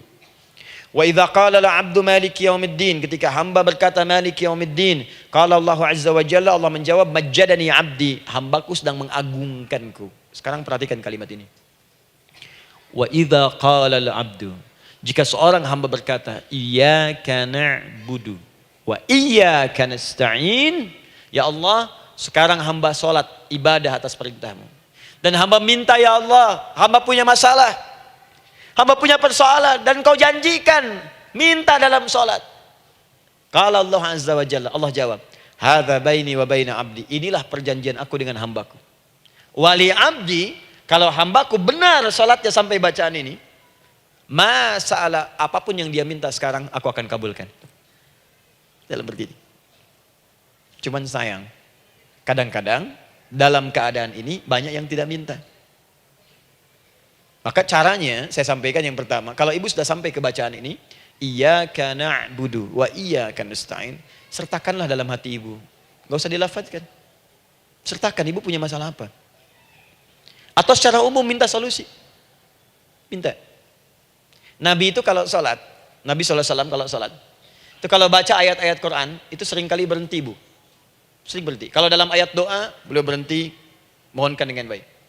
Kalau ayat-ayat surga, minta supaya umatnya ke surga. Ayat-ayat neraka, mohon supaya umatnya dibebaskan dari neraka. Minta. Kesaksiannya banyak. Hudzaifah al-Yamani, pernah sholat di belakang Nabi, begitu. Abdullah bin Mas'ud radhiyallahu ta'ala anhu, sholat di belakang Nabi, begitu. Ubay bin Ka'ab radhiyallahu ta'ala anhu salat di belakang Nabi, begitu. Di kesaksian mereka sama semua. Makanya seringkali itu enggak sadar, enak salat dengan Nabi itu. Nyaman. Kalau baca ayat surga seakan-akan pengen cepat ke surga. Kalau baca ayat doa berdoa, jadi enggak sadar. Rakaat pertama 100 ayat aja Al-Baqarah. Ya, kadang-kadang lewat ke Ali Imran. Pernah rekornya 5 juz 4 halaman, An-Nisa ayat 176 baru berhenti. Ya walaupun besoknya nggak pada ikutan lagi. Ya, karena merasa ini kapan rukunya gitu, sekarang atau nanti, sekarang atau nanti. Tapi enak. Nah saya ajarkan satu hal, kalau kita sampai pada bacaan Al-Fatihah tadi, jeda sejenak Bu, rasakan itu, minta. Minta. Setelah itu Allah ajarkan satu lafaz, kalau lafaz ini benar dibacakan oleh ibu, benar dibacakan, maka seketika doa akan dijawab. Langsung dikabulkan. Apa bacaan itu? Nanti dalam pelajaran selanjutnya kita akan bahas ya, insya Allah. Masih ada waktu? Oh ya, kalau masih kita bahas ya. Masih. Ada sesi mau jawab pertanyaan dulu, diskusi dulu, atau saya teruskan sebentar? Teruskan ya. Baik, kalau kita sampai jam 10, saya jeda sampai ke 9.45. Jadi 15 menitnya kita bisa diskusi ya. Baik. Apa lafaz yang kita bisa mohonkan? Teruskan ayatnya. Ihdinas siratal mustaqim.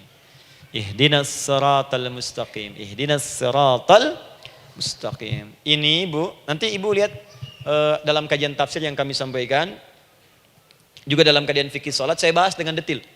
Di sini singkat saja, singkat padat. Ihdina itu, ya Allah berikan kami hidayah, berikan kami jalan, berikan kami petunjuk, tunjukkan kami jalan yang lurus. Kalimat ihdina asalnya dari kata hidayah. Hidayah, jamaknya hudan. Ihdina, berikan kami hidayah. Berikan kami hudan. Kalau tunjukkan kami jalan yang lurus, itu terjemahan Bu. Terjemahan. Kalau ibu ingin makna tafsir per huruf, per kalimat, bahkan per harokat, itu semua ada maknanya. Karena semua kalimat Quran itu mukjizat. Ihdina dari kata hidayah, hudan. Berikan kami hidayah. Hidayah dalam bahasa Arab itu banyak maknanya. Bisa solusi dari semua persoalan. Bisa jalan menuju kemudahan. Bisa kesuksesan. Bisa petunjuk. Banyak. Kalau dikumpulkan namanya hudan. Hudan. Makanya Al-Quran disebut hudan. Karena di Quran ada semua. Solusi ada, petunjuk ada, kemudahan ada. Dzalikal kitabu la raiba fih. Hudal. Al-Quran hudan. Syahrul Ramadan alladzi unzila fihi al-Quran. Hudan linnas. Isi Quran semua hudan. Di situ ada solusi. Di situ ada petunjuk. Di situ ada kemudahan. Kalau kita ingin minta semua itu, kalimatnya dikatakan fi'il amr lit talab, permohonan dalam bentuk kalimat permintaan. Ihdina, berikan kepada kami hudan. Kalau sudah mengatakan ihdina artinya minta solusi, minta kemudahan, minta petunjuk. Jadi ketika ibu mengucapkan kalimat ihdinas siratal mustaqim, itu artinya ya Allah berikan kepada kami solusi dari masalah yang sedang saya hadapi. Berikan petunjuk dari persoalan yang sedang saya jalani. Berikan kemudahan ya Allah dari kesulitan yang tengah saya hadapi. As-siratal mustaqim, yang lurus, yang gampang. Karena jalan yang gampang itu lurus, gak berkelok Bu. Langsung ke tujuan. Saya mau ke sini jalannya belok-belok, gak langsung kan gak enak. Ibu mau ke satu undangan, jalannya belok sini, belok sini, belok sini, belok sini. Kelokan 9, kelokan 7, kelokan 8. Ya. Kan rasanya berliku. Ibu ingin mendapatkan solusi, tapi dilempar-lempar. Ke sini dulu, berkelok. Sini dulu, sini dulu, sini dulu. Kenapa nggak ibu lurus dapatkan langsung? Dalam bahasa Arab, apalagi kalimat yang fasih, mendapatkan sesuatu dengan gampang, dengan mudah. As-siratal mustaqim, lurus ke tujuan, cepat, mudah. Apalagi ke surga nanti, tunjukkan kami jalan yang lurus, yang benar. Hak dari Allah dan mudah didapatkan. Itu maksudnya. Ini bukan sekedar tunjukkan jalan yang lurus, solusi yang mudah, yang gampang, yang cepat. Paham di sini ya? Seperti orang-orang dulu mendapatkannya. Siratal ladzina an'amta 'alaihim. Seperti orang dulu mendapatkan semua kenikmatan ketika mereka bermohon kepadamu ya Allah. Siapa mereka? Ada 4 golongan disebutkan di Quran surah keempat ayat 69. Ada para nabi, orang-orang jujur siddiqin, para syuhada dan orang-orang soleh. Ya, wa may yuti'illaha wa rasul fa ulaika ma'al ladzina an'ama Allahu 'alaihim minan nabiyyina was-siddiqina wasyuhada was-shalihin. Para nabi dulu berdoa, ya Allah saya ada masalah, dikabulkan. Kita minta ya Allah sekarang saya berdoa, tolong kabulkan seperti nabi-nabi dulu dikabulkan. Nabi Ayub sakit berdoa dikabulkan, kita sakit dikabulkan. Nabi Ibrahim ada ujian dikabulkan. Nabi Ibrahim punya ujian dengan anak, kita ada ujian dengan anak, minta dikabulkan. Anak-anak berselisih, ada yang dendam, yang iri, seperti anaknya Nabi Yakub. Nabi Yakub berdoa dikabulkan, kita minta dikabulkan. Ada syuhada, berdoa dikabulkan, kita minta dikabulkan. Orang soleh berdoa, minta dikabulkan. Kita minta dikabulkan. Ya Allah, seperti engkau kabulkan doa orang-orang dulu yang melahirkan nikmat, mohon kabulkan kami yang minta sekarang dan mendapatkan kenikmatan itu.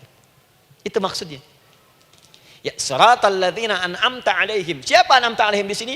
Ulaikal ladzina an'amallahu alaihim. Sama persis kalimatnya. Minan nabiyyin was-siddiqin wasyuhada'i was-salihin. Jadi jangan diartikan sebatas terjemahan. Walaupun di musim haji sekarang itu bisa dipakai. Saya tugas 2010 di Mekah. Ada jemaah kesasar, lupa maktab. Kemudian ingin balik, nggak tahu jalan. Dia ketemu askar.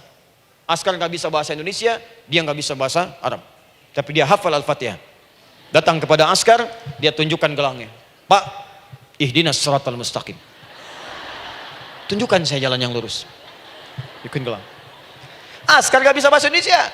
Dikasih bahasa Arab nggak paham-paham. Tapi askar ini pun cerdas. Dia tunjuk, dia lihat gelangnya. Oh, maktab sana. Siratal ladzina an'amta alaihim ghairil maghdubi alaihim waladdallin. Lurus, jangan belok-belok. Kalau belok nanti engkau tersesat atau dicaci maki orang. Maghdub ya dicela orang. Dhalin tersesat, kan? Jangan dicela, jangan sesat, lurus. Tapi kalau dalam berdoa dalam sholat minta di hati hadirkan. Jelas ya? Itu posisi pertama. Jadi pertama minta lewat sholat. Yang kedua cepat rajin istighfar, Bu. Saya cepat ya, rajin istighfar. Saya ada 7 menit lagi. Ibu rajin istighfar. Astaghfirullah, astaghfirullah, astaghfirullah, astaghfirullah. Itu yang paling singkat. Astaghfirullahaladzim, astaghfirullahaladzim, astaghfirullahaladzim. Itu yang menengah. Astaghfirullahaladzim alladzi la ilaha illa huwal hayyul qayyum wa natubu ilaihi. Astaghfirullahaladzim alladzi la ilaha illa huwal hayyul qayyum wa natubu ilaihi. Astaghfirullahaladzim alladzi la ilaha illa huwal hayyul qayyum wa natubu ilaihi. Itu yang cukup panjang. Ibu rajin istighfar. Orang yang rajin istighfar itu diantara yang disebutkan dalam riwayat-riwayat adalah orang-orang yang cepat dijawab doanya. Hanya dengan istighfarnya. Jadi dia tuh punya keinginan, dia nggak katakan. Jadi keinginan di benaknya dia, terus dia istighfar. Astagfirullah, astagfirullah, astagfirullah. Itu kalau benar rajin istighfar, seketika dikabulkan. Cepat. Ada seorang yang hidup, ini tukang roti. Di zaman Imam Ahmad bin Hanbal. Saya pernah kisahkan ini di beberapa keadaan. Orang ini, itu ahli istighfar. Jadi maaf ya Bu ya, bukan istighfarnya pas ada keperluan aja, bukan. Ada ta'lim ustaz adi, sab pertama, astagfirullah, astagfirullah, astagfirullah, bukan. Besok ada arisan, astagfirullah, astagfirullah, bukan. Jadi bukan ada keperluan, istighfar bukan. Orang ini membiasa istighfar. Jadi setiap mengerjakan apapun dia istighfar. Mau minum, bismillah, astagfirullah, astagfirullah. Dia setiap buka adonan, astagfirullah, astagfirullah. Nah satu ketika, Imam Ahmad itu nggak tahu kenapa, pengen datang ke daerah itu. Ya kalau misalnya ibu tinggal di Cicahem, misalnya kan Imam Ahmad tiba-tiba pengen ke Cicahem aja. Terus karena lelah, mampir ke masjid. Istirahat di dalam masjid. Tiba-tiba kata penjaga masjidnya, DKM-nya, marbotnya, ya Syekh, idhab, pergi, nggak boleh tiduran di sini. Kata Imam Ahmad, saya kan cuma numpang istirahat, nggak boleh keluar. Dan dia nggak tahu kalau itu imam besar. Dan Imam Ahmad itu sudah populer Bu, sangat famous, familiar. Cuman orang kan nggak pernah lihat wajahnya. Dulu kan nggak ada Facebook, nggak ada Instagram, nggak ada handphone, nggak ada apa-apa. Jadi kalau orang terima Ahmad, ya Ahmad aja kemana-mana. Oh, no, Imam Ahmad, Imam besar, Imam Syafi'i, Imam besar. Tapi nggak pernah lihat. Sekarang kan udah kelihatan. Ya, udah kelihatan. Sekarang banyak. Makanya orang dulu itu senang begitu tahu, dikasih tahu, Nabi aja ke Madinah Bu. Gak ada yang tahu kalau itu Nabi Muhammad kalau belum pernah lihat. Karena beliau di bawah, Abu Bakar di atas. Abu Bakar kan naik kan, untanya Nabi. Nabi Muhammad pas di bawah gantian tuh di jalan. Orang mengira yang di atas unta Nabi Muhammad.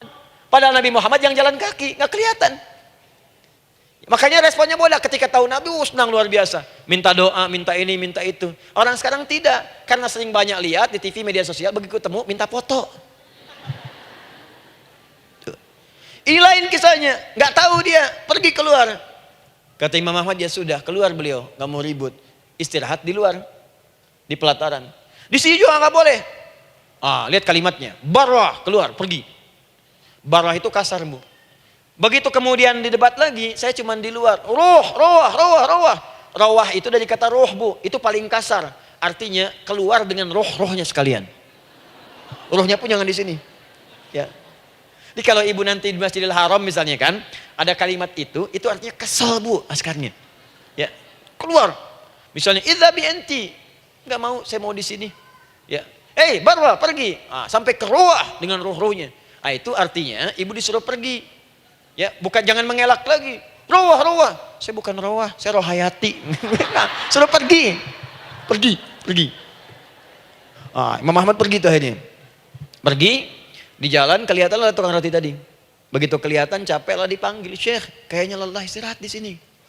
Dan tukang roti pun nggak tahu kali itu Imam Ahmad. Begitu istirahat, duduk, kelihatan Imam Ahmad setiap buka adonan, astagfirullah. Bikin lagi, astagfirullah. Imam Ahmad tahu faidah itu. Tapi ingin menguji tukang roti ini, ditanya. Ya akhi, kamu ini kenapa setiap Anda menanam adonan itu, tepung itu, Anda mengucapkan istighfar, astagfirullah. Perhatikan jawabannya. Wallahi demi Allah, tidak pernah saya beristighfar dalam setiap aktivitas saya, kecuali Allah selalu mengabulkan doa yang saya mohonkan. Di setiap minta, astagfirullah, itu dikabulkan. Cuman satu yang sampai sekarang belum terkabul. Apa itu kata Imam Ahmad? Saya ini selalu bermohon kepada Allah, ya Allah, mohon sebelum saya wafat atau setelah ia wafat, pertemukan saya ya Allah dengan Imam Ahmad bin Hambal. Sebelum saya yang wafat atau wafat Imam Ahmad. Kata Imam Ahmad, astagfirullah. Allahu Akbar. Itu mungkin yang memperjalankan saya kemari. Tiba-tiba pengen ke sini, sampai diusir keluar dari rumah Allah dari masjid, sampai di sini karena istighfar Anda. Sayalah Imam Ahmad bin Hambal. Astagfirullah. Imam Ahmad ke situ datang. Tolong jangan lakukan pada saya. Salah di hidayat ya Allah. Astagfirullah. Saya jawab lagi dari sana. La haula wala quwata illa billah. Ini istighfar. Nah, kapan istighfar yang baik? Istighfar yang baik dilakukan setelah tahajud sebelum fajar. Saya ulang ya. Setelah tahajud sebelum fajar. Dalilnya Quran surah ke-51 ayat 18. Baca dari ayat 15 sampai 18-nya. Jadi ibu kalau mau seperti itu, rajin tahajud dulu bu. Tahajud. Setelah itu biasakan istighfar. Itu latihan dulu, itu baru latihan. Ingat ya, istighfar menjelang fajar di waktu sahar, itu baru latihan. Astagfirullah. Nanti kalau sudah banyak latihan, ibu akan refleks. Mau duduk masuk mobil, astagfirullah. Duduk mau makan, astagfirullah.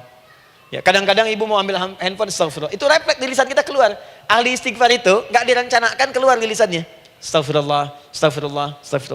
Kalau sudah seperti itu, berbahagialah. Karena apapun kadang ibu inginkan, sepanjang itu ibu butuhkan, seketika dikabulkan. Ya. Yang ketiga, yang terakhir. Sudah 9:45, boleh sedikit? Ya, yang terakhir ya, terakhir. Jangan khawatir, setelah ini selesai. Jangan khawatir. Yang ketiga, ini amalan yang paling dahsyat. Jadi yang pertama minta dikabulkan. Yang kedua baru istighfar dikabulkan. Yang ketiga nggak ngapa-ngapain dijawab. Artinya baru terbersit, ada keinginan jawab seketika. Amalan yang ketiga ini adalah amalan yang dikerjakan karena cinta kepada Allah Subhanahu wa taala. Mahabbatillah, kecintaan kepada Allah. Amalan yang dikerjakan karena cinta kepada Allah Subhanahu wa taala. Amalannya mencintai Allah. Beda bu. Salat dengan cinta dibandingkan dengan salat karena memenuhi kebutuhan atau kewajiban saja, itu akan lain. Ibu kalau benar-benar mencintai Allah, maka dalam salat pun persiapannya akan beda. Saya beri contoh gini ya. Dari pakaian akan lain kata Al-Quran. Quran surah 7 ayat 31. Ya bani Adam khudhu zinatakum inda kulli masjid. Hei anak cucu Adam, kalau ada panggilan dari masjid, kenakan pakaian terindahmu. Di orang-orang yang mencintai Allah saat akan sholat, dia akan perhatikan dari pakaiannya. Jauhkan dari yang haram. Terus cari yang paling baik yang dia kenakan. Gak akan sembarangan. Kalau ibu pakai mukena juga cari mukena yang paling indah. Bukan karena pengen dilihat orang. Karena ingin Allah menyaksikan sholat ibu dalam keadaan yang sempurna. Wudu. Wudu tuh hati-hati gitu. Quran surah ke-5 ayat ke-6. Ya ayyuhalladzina amanu idza qumtum ila shalah faghsilu wujuhakum wa aydiyakum ilal marafiq wamsahu bi ru'usikum wa arjulakum ilal ka'bain. Jadi kalau ada orang beriman mencintai Allah, mau salat, dia mau wudu, wudunya enggak akan sembarangan, Bu. Cuman basuh. Ya, bagian kepala juga harusnya kepala, dia rambut, takut selesai. Sampai ke kaki cuma disodorkan di keran, beres. Itu sih, anak kecil juga bisa. Orang ini lain. Dia akan pelan-pelan dilihat secara sempurna. Hati-hati, kerjakan karena Allah, karena ingin baik. Kalau orang sholat, hanya kebutuhan saja, maka yang penting dia takbir sampai salam selesai. Tapi ini tidak, dia akan pelajari bagaimana Nabi mengajarkan sholat yang benar. Bagaimana bacaan saya benar. Dia belajar ngaji supaya benar bacaan Fatihahnya. Dia belajar dengan baik supaya khusyuk di dalam sholatnya. Dia pahami satu-satu. Apa artinya Allahu Akbar? Apa artinya Subhana Rabbiyal Azim? Apa artinya Subhana Rabbiyal A'la? Apa artinya Sami Allahu liman hamidah? Dipahami. Di begitu dia sholat dan baru takbir sudah paham misinya. Jika ada orang seperti ini, dia mengerjakan apa yang Allah perintahkan karena cinta dengan Allah. Dia berzakat karena ingin mencintai Allah. Dia berinfak karena cinta dengan Allah, bukan karena uangnya. Pokoknya kalau orang cinta itu, Bu, setiap pecinta dia akan memberikan apapun pada yang dicintai. Walaupun tadi minta. Dan pecinta itu sifatnya, kalau yang dicintainya senang sesuatu, akan otomatis ikut senang. Ibu misalnya senang ya dengan pasangan sebelum menikah. Pasangan senang kucing, ibu akan terpaksa senang kucing. Ibu cinta dengan anak, semua akan diikuti apa yang diinginkan. Seperti itu, cinta itu butuh pembuktian. Karena itu sering saya katakan pada akhwat ya yang belum menikah, yang masih muda-muda belum menikah, cinta itu butuh pembuktian. Jadi jangan percaya kalau ada orang yang bicara di lisannya nggak ada buktinya. Aku akan seperti Dilan membawamu dalam motorku. Katakan padanya, aku tak butuh dengan rayuan kata-katamu. Itu hanya angin surga. Yang kubutuhkan, tuliskan namaku di buku nikah kita. Wah, catat. Itu caranya. Main ke Taman Dilan, cuman boncengan. Seakan dunia milik berdua, yang lain gak ada. Gombal. Udah ya? Jelas? Jadi amalan yang ketiga ini kerjakan karena Allah. Saya mau contohkan satu. Ibu pernah dengar Imam Malik bin Anas? Pernah ya? Gurunya Al-Imam Asy-Syafi'i, Imam Malik bin Anas, lahir di kisaran tahun 94-95 Hijrah. Siap, Kang Dan. Wah, ini terakhir nih, saya tutup nih. Benar-benar terakhir, betul-betul. 10 menit lagi kalau ada nanti tanya jawab, sedikit. Imam Malik ini, Bu, itu Masya Allah.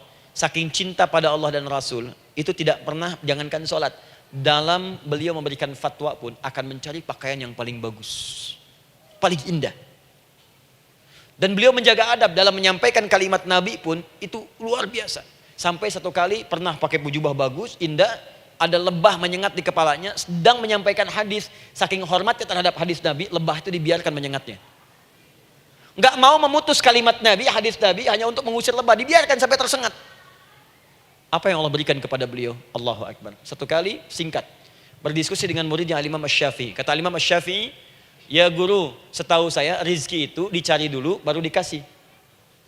Imam Malik lebih tinggi ilmunya pada saat itu. Beliau tahu ada 8 jenis rizki. Ya Syafi'i, ada rizki yang tidak perlu dicari, Allah berikan. Wah, berdebat tuh sampai berpisah. Setelah itu secara singkat Imam Asy-Syafi'i lewat di kebun anggur sedang panen anggur besar. Tiba-tiba tergerak untuk membantu, datang ke situ bantu. Begitu selesai dikasih hadiah anggur banyak, besar-besar, indah, enak, gitu kan? Ketika diberi itu langsung senang beliau. Bukan karena anggurnya, karena merasa pendapatnya benar. Jadi begitu bekerja baru dapat. Dibawalah anggur ini diberikan pada gurunya. Perhatikan adabnya terhadap guru. Jadi kalau ibu adabnya bagus pada guru, keberkahan dapat, ilmunya pun menghunjam di jiwa. Imam Syafi'i nggak merasa benar, tapi memberikan sebuah jawaban dengan adab. Guru, tadi itu ada panen anggur, saya mencoba membantu. Begitu saya bantu dikasih anggur, dikencangkan kalimatnya. Begitu saya bantu dikasih. Dibantu dulu baru dikasih. Kalau saya nggak bantu, saya nggak dikasih. Apa jawab Imam Malik? Imam Malik tersenyum, tertawa. Tabassama dhahika. Masya Allah, Syafi'i bahasa kita. Tadi itu saya keluar mau ngajar, siang-siang terik begini saya kepikiran, ya Allah, kalau makan anggur yang enak-enak, enak banget sekarang ini. Ada anggur sekarang. Tuh. Murid berikhtiar, guru mendapatkan hasil. Setelah itu Asy-Syafi'i naik dan jadi bintang di zamannya sampai kekinian pun luar biasa. Dan mendapatkan barakah gurunya seperti gurunya dapatkan, muridnya pun meraihnya. Itulah 3 cara bagi kita untuk bermohon kepada Allah. Jika ingin dipercepat oleh Allah bisa lewat salat, bisa lewat istighfar, bisa juga dengan menciptakan amalan-amalan atau mengikuti amalan-amalan yang dicintakan atau ditujukan untuk mencintai Allah Subhanahu wa taala. Ibu bisa paham ini? Baik. Kemudian berdoa. Tapi yang jadi masalah, Ustadz ketika berdoa kok belum dikabulkan juga? Apa ciri doa dikabulkan? Seperti apa kita tahu doa kita dikabulkan? Itu mungkin kita bahas di episode yang berbeda insyaallah. Alhamdulillahi Rabbil Alamin. Ar-Rahmanir Rahim. Maliki Yaumiddin. Iyyaka na'budu wa iyyaka nasta'in. Ihdinas siratal mustaqim. Siratal ladzina an'amta 'alaihim ghairil maghdubi 'alaihim waladdallin. Allahumma nahmaduka hamdan syakirin, hamdan na'imin, hamdan yuwafi ni'amahu wa yukafi'u mazidah. Ya Rabbana lakal hamdu wa lakal syukru kama yanbaghi li jalali wajhikal karim wa li 'azimi sultanik. Allahumma salli wa sallim barik ala rasulika al-karim. نبيك الأمين سيدنا محمد وعلى آله وصحبه وأمته إلى يوم الدين اللهم ربنا يا الغفور الرحيم لا تدع لنا في مقامنا هذا في كل مقام ذنبا إلا غفرته. Duhai Allah, kami bermohon kepadamu, Engkau yang maha pengampun, Engkau yang maha penghapus segala dosa. Kami mengakui kami berbuat salah, kami mengakui banyak dosa kami kumpulkan, maka kami mohon kepadamu ya Allah, jangan biarkan ada satu orang pun berada di sekitaran majlis ta'lim ini kecuali sebelum ia pulang Engkau telah ampuni segala dosa-dosanya. Engkau telah gugurkan dan hapuskan segala dosa-dosanya. Wala hamman illa farajtah. Ya Allah, jika ada satu orang pun di antara jamaah saat ini yang merasakan kegelisahan dalam hatinya, jangan biarkan dia meninggalkan area majlis ta'lim ini kecuali Engkau telah tenangkan keadaan hatinya. Allahumma wala maridan illa syafaitah. Jika ada di antara kami yang tengah Engkau uji dengan penyakit seberat apapun, maka mohon angkat dan sembuhkan segala penyakitnya. Allahumma wala dainan illa qadaitah. Ya Allah, jika ada di antara kami yang berat hidupnya karena lilitan utang piutang, terjebak riba dan sejenisnya, maka mohon ya Allah dengan keikhlasan amalannya, mohon angkat dan berikan rizki limpah terlimpah kepada yang untuk melunasi utang-utang dan terbebas dari lilitan riba dan semacamnya. Allahumma ya arhamar rahimin. Allahumma tubna ilaika min kullil ma'asi. Ya Allah, kami ingin memperbaiki diri kami. Kami bertobat dari segala maksiat yang pernah kami kerjakan. Allahumma asli ahwalana ma yuqarribuna ila ridhak. Ya Allah, kami bermohon kepadamu, mulai hari ini, mohon bimbing kami untuk memperbaiki diri, supaya kami bisa lebih dekat denganmu ya Allah. Allahumma asli azwajana. Ya Allah, kami mohon, sayangi dan perbaiki ya Allah, akhlak suami-suami kami. Ya Allah, mohon bimbing suami-suami kami jadi suami yang baik, membimbing keluarga menjadi keluarga yang saleh. Allahumma ya Allah, Allahumma arsyad wa asli ya Allah azwajana, zawjatina. Ya Allah, demikian dengan istri-istri kami ya Allah. Jadikan mereka perempuan-perempuan yang salihah, bimbing menjadi ibu-ibu yang baik. Allahumma abnana, auladana, dzurriyyatina. Allahumma aslih lahum li arhamar rahimin yakunu salihin, liyakunu su'ada fid dunya wal akhirah. Ya Allah, anak-anak kami, cucu-cucu kami khawatir berpisah dengan mereka di akhirat nanti. Kami mohon ya Allah, jika memang ada maksiat yang mereka kerjakan karena dosa-dosa kami mohon ampun ya Allah. Perbaiki anak-anak kami, bimbing cucu-cucu kami ya Allah. Jadikan mereka anak-anak saleh, anak-anak yang bisa memberikan mahkota kepada kami di akhirat ya arhamar rahimin. Kami malu dengan anak orang lain yang telah hafal Al-Quran. Kami malu dengan anak orang lain yang telah mampu tahajud. Kami malu dengan anak orang lain yang telah bisa membaca Al-Quran dengan baik. Sedangkan anak kami masih sibuk dengan dunia ya Allah. Kami takut bila wafat tidak bisa memberikan petunjuk kepada mereka dengan izin-Mu. Allahumma ya arhamar rahimin. Allahumma idza kana hunalika baqiyati ayyamina faj'al baqiyata ayyamina ya Allah hayatan thayyibah. Duhai Allah, kami bermohon kepadamu, jika memang terbentang masa kehidupan bagi kami sampai dengan hari esok, maka mohon jadikan sisa-sisa hidup kami lebih baik daripada hari-hari yang sebelumnya. Wa idza kana hadzal yaum min akhir ayyamina faj'al ya Allah hadzal yaum husnal khatimah. Ya Allah, kami mohon, jika memang hari ini adalah hari terakhir kami hidup dan harus kembali kepadamu untuk wafat, mohon jadikan di hari ini kami husnul khatimah. Allahumma qawwi lisanana ila kulli kalimat at-tauhid la ilaha illallah Muhammadur Rasulullah. Ya Allah, kami mohon, jika kelak kami akan wafat, ringankan lisan kami untuk mengucapkan kalimat tauhid la ilaha illallah Muhammadur Rasulullah. Wa ajib kalimatan bi qaulika ya ayyatuhan nafsul mutmainnah irji'i ila rabbika radiyatan mardiyah fadkhuli fi ibadi wa dkhuli jannati. Ya Allah, kami mohon kelak nanti dalam sakaratul maut nanti. Jika kami bermohon kepadamu dengan kalimat tauhid la ilaha illallah.